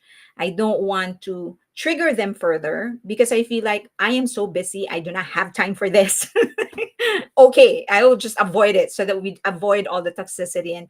And also I kind of like I don't want people within my page to also feel the toxicity. And so I don't want to do that. Like I don't want to use certain words or post a certain way because I don't want all the other people that are going to my page to see them. So so this was supposed to be about that, how we allowed the haters, the shippers, the solos to dictate how we're going to support our favorite artist. So for example, are you still okay? It's like an hour 59 already. So maybe I should do this next time. I'll do this next time so that I can give it justice. Um, the haters and toxic fans are welcome to take a long walk off a short pier. Yeah, I think just for me, what I am basically saying, okay, I'll try to. This is why I left Twitter. This is why I left Twitter. Yeah. So that is wait, I need different groups to listen to for my different personalities. Can't understand why Western media or any media are seemingly parroting all these toxic haters views. So this is just okay. I'll try to do it as fast as I can. So, for example, this actually, I have been thinking about this, but what happened to Tetris, who's a huge fan of BTS and also a fan of other acts? He posted something last Christmas. He was going through like, because V released a Christmas song. And so, in that short feature, it was a 3-minute video that I am assuming he also wrote. He voiced it, and I am assuming he also wrote it. He mentioned that BTS also had their own hits, Christmas hits, and other group members. And he was just attacked relentlessly by the solos of V, because they feel, and they're claiming that you shouldn't be mentioning any other artist when you're talking about V. And like, when did that start? Like, why is that the rule, and who put that rule in place, and why are we submitting to it? So um so that's so I've been thinking about it since. So here are some of the rules. Here are some of the ridiculous rules that toxic fans put in place. uh One, you can't imply, let alone express, how the group contributes to the success of one member. So, for example, like if you say, oh, the Macne line or the vocal line um, got exposed to many different types of music because of the rap line, because, as you know, they were the ones who originally were the songwriters and producers of the group. And as everybody admitted, including Macne line themselves and the vocal line themselves, it was really the three rappers who exposed them to different types of music. And for them, that is a no-no. You shouldn't be giving any kind of credit to the other members to refer to the success of one member. And I feel like that is that's crazy, because it is they've been living together for 15 years. 15 years, for 10 years. They grew up basically together, and they are going to be influenced by each other. So why can't I simply say that the rap line actually influenced them in broadening their range in terms of music? So another rule: you can't use superlatives in describing one member, because it implies that the others aren't the same. So if you say like, "Oh my God, he really has the best resonance in terms of voice," you can't say that, because that means that the other members don't have the best resonance. If you say like, "He is the most stable when it comes to singing," you can't say that, because that means the other aren't stable. I'm like, I'm not saying that. So, but you can't use superlatives. um Good night, MZ. You look like a baby feeling with your bang spin. Thank you. My God, I'm ancient. To be called like a baby is like a it's like a treat for me. Okay. Um, Another rule that they put in place: you cannot praise one member if it is used by others to insult other members.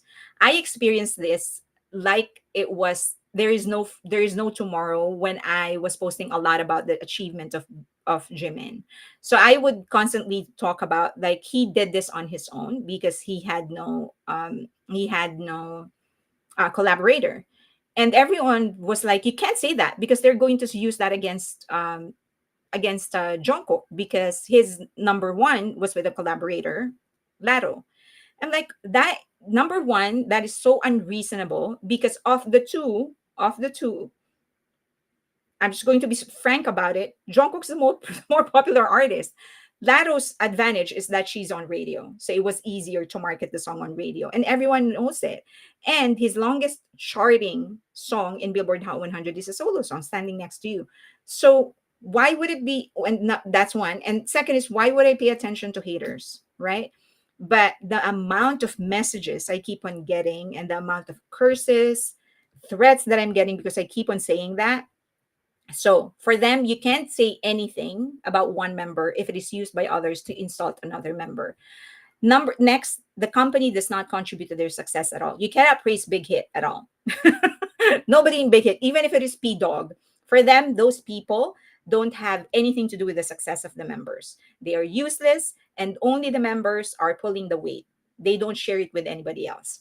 If one member surpasses the record of another member, you cannot mention it at all. So, for example, I am assuming, let's not assume. So for example, um, Suga became the first Asian rapper. I think the only the first Asian rapper to surpass 500 million streams on in Spotify. You can say that because that would mean that he was better than RM and J Hope, which is not the point. The point is that he was just the first Asian artist to reach 500 million. But you can't say that because that would mean you're insulting the other two members. Okay. So unit names are shipper names. When you say, I actually asked this on Patreon because I just got curious. Because I learned that Jimin and Jungkook actually call themselves Minkook. That is their unit name. And that they themselves sort of call themselves that, Minkook. So it's like, oh, that's their unit name. Okay, good. I mentioned it once and everyone thought I was a shipper. And I was like, that no, that's how these call themselves. I mean, every other group, other Korean groups, they have their own unit names. And so why can't I use the unit name that they use for themselves? Mini Money is a unit name. So why am I being banned to use the unit names when they themselves call themselves that? Okay. So by the way, I'm reclaiming the unit names. I don't care what other people say. I'm going to call them by their unit name. You can't do anything for one member unless you did it for another member. So for J Hope, as you know, I tried. I didn't help much, but at least I tried to sell tickets. So that's why we pulled money so that we can buy more tickets and give it to those that are just down in their luck. And everyone was questioning me whether or not I did it for Suga. I'm like, I was in a different time. It was a different time. I was in a different place at that time. And now that I am in a place where I can do it, I'm doing it. But apparently, I am not allowed to do that because I didn't do it for Suga. And everyone was like, you better be doing this for RM and for V and for Jimin and for Jungkook. And I'm like, she's I mean, if I can, I'm going to do it. If I need to, I'll do it. But so you can't do one thing for one member if unless you did it for another member.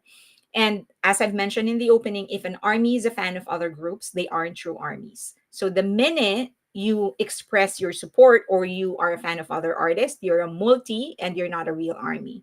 You can't post anything that will anger solo shippers and haters. That's broad. Anything that you feel that anything essentially they can turn to something offensive. So the thing is that freedom of speech and thought are the most fundamental non-necessary rights of a person, right of a person. Like it is not, you will survive even if you talk. You're going to live even if you don't talk, or I guess even if you don't think. But it is your right. That's the most fundamental. So if they are able to censor that and control you and stop you from saying the things that you want to say, of course within reason, right?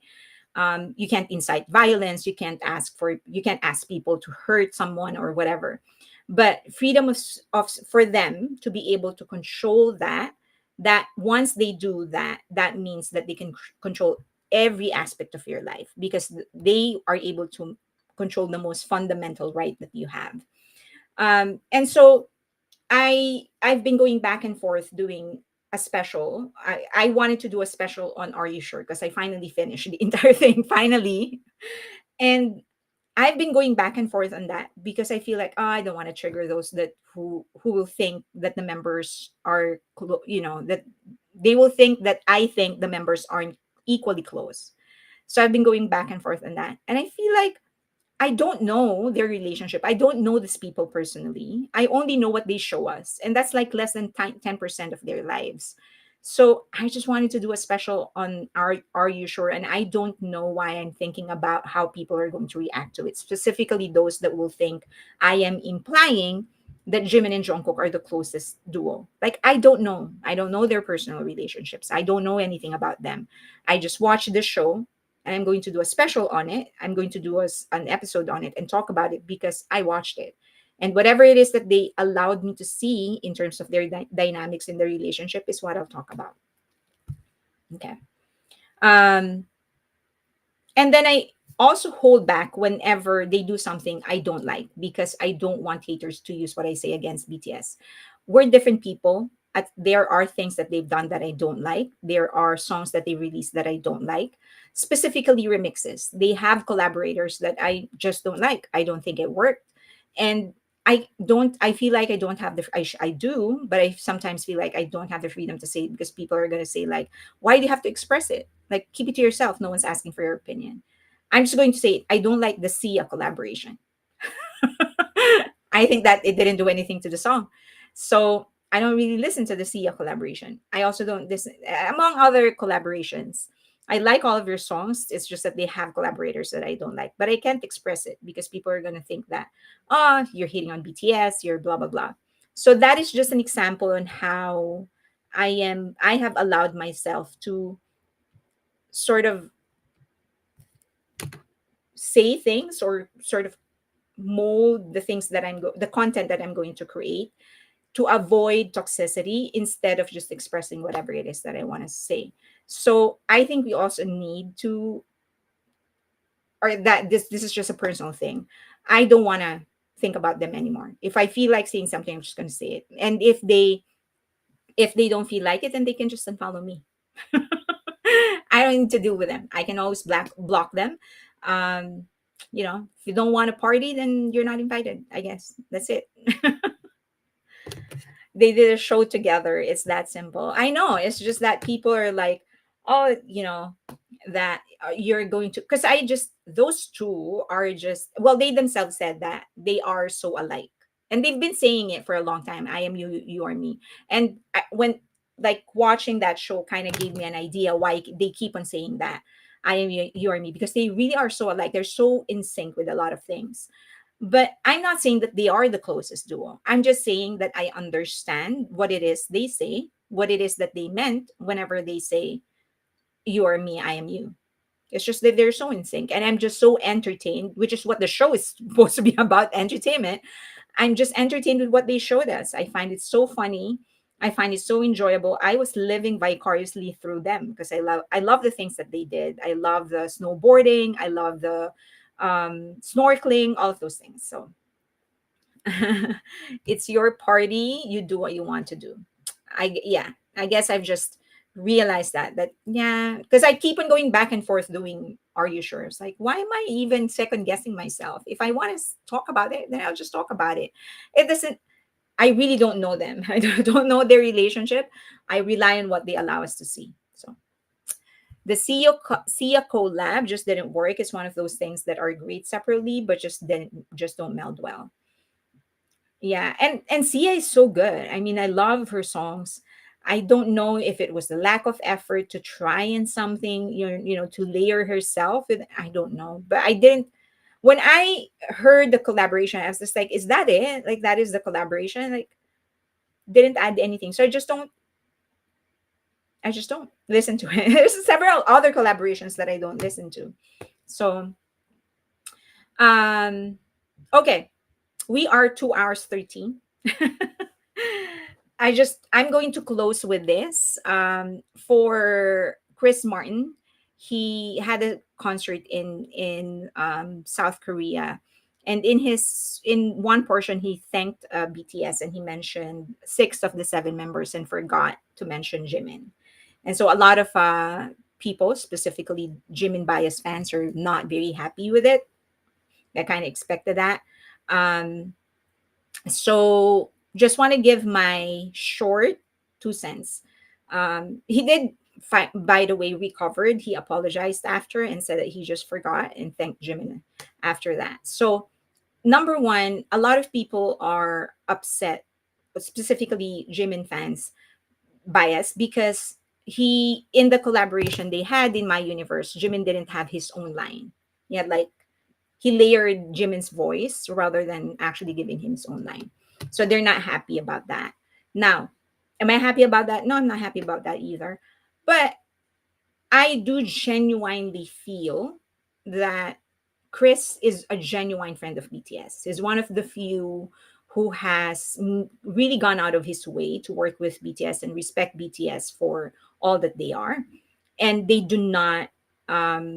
also do not need BTS, right? They don't need to work with BTS. They just choose to because they really are good friends. So They really love BTS and they're protective of BTS. And that's not going to change just because he forgot to mention Jimin in the opening. He did, as I've said, recovered and apologized after. So I would like to just say, I just give the man some grace. It's a big thing. It's a 2 hour concert. I'm sure he's overwhelmed. I'm sure he's tired. They have been touring for a really long time. I think we do need to provide some grace and trust. When he say he did not mean it, then he didn't mean it. Right? He's a good guy as far as we know. And BTS seems to really like him, and I trust BTS. If they trust Chris Martin, then I trust Chris Martin. So that is it. That's my take. I don't think it's a big deal. He apologized after, moved on, and we should also move on. And also, let's do remember, Jimin is fine on his own, right? Whether or not he sang any part in that song didn't really affect him and didn't affect his career. So let's move on. He's a good friend of BTS. BTS trusts him, so let's trust him. Okay, that is it.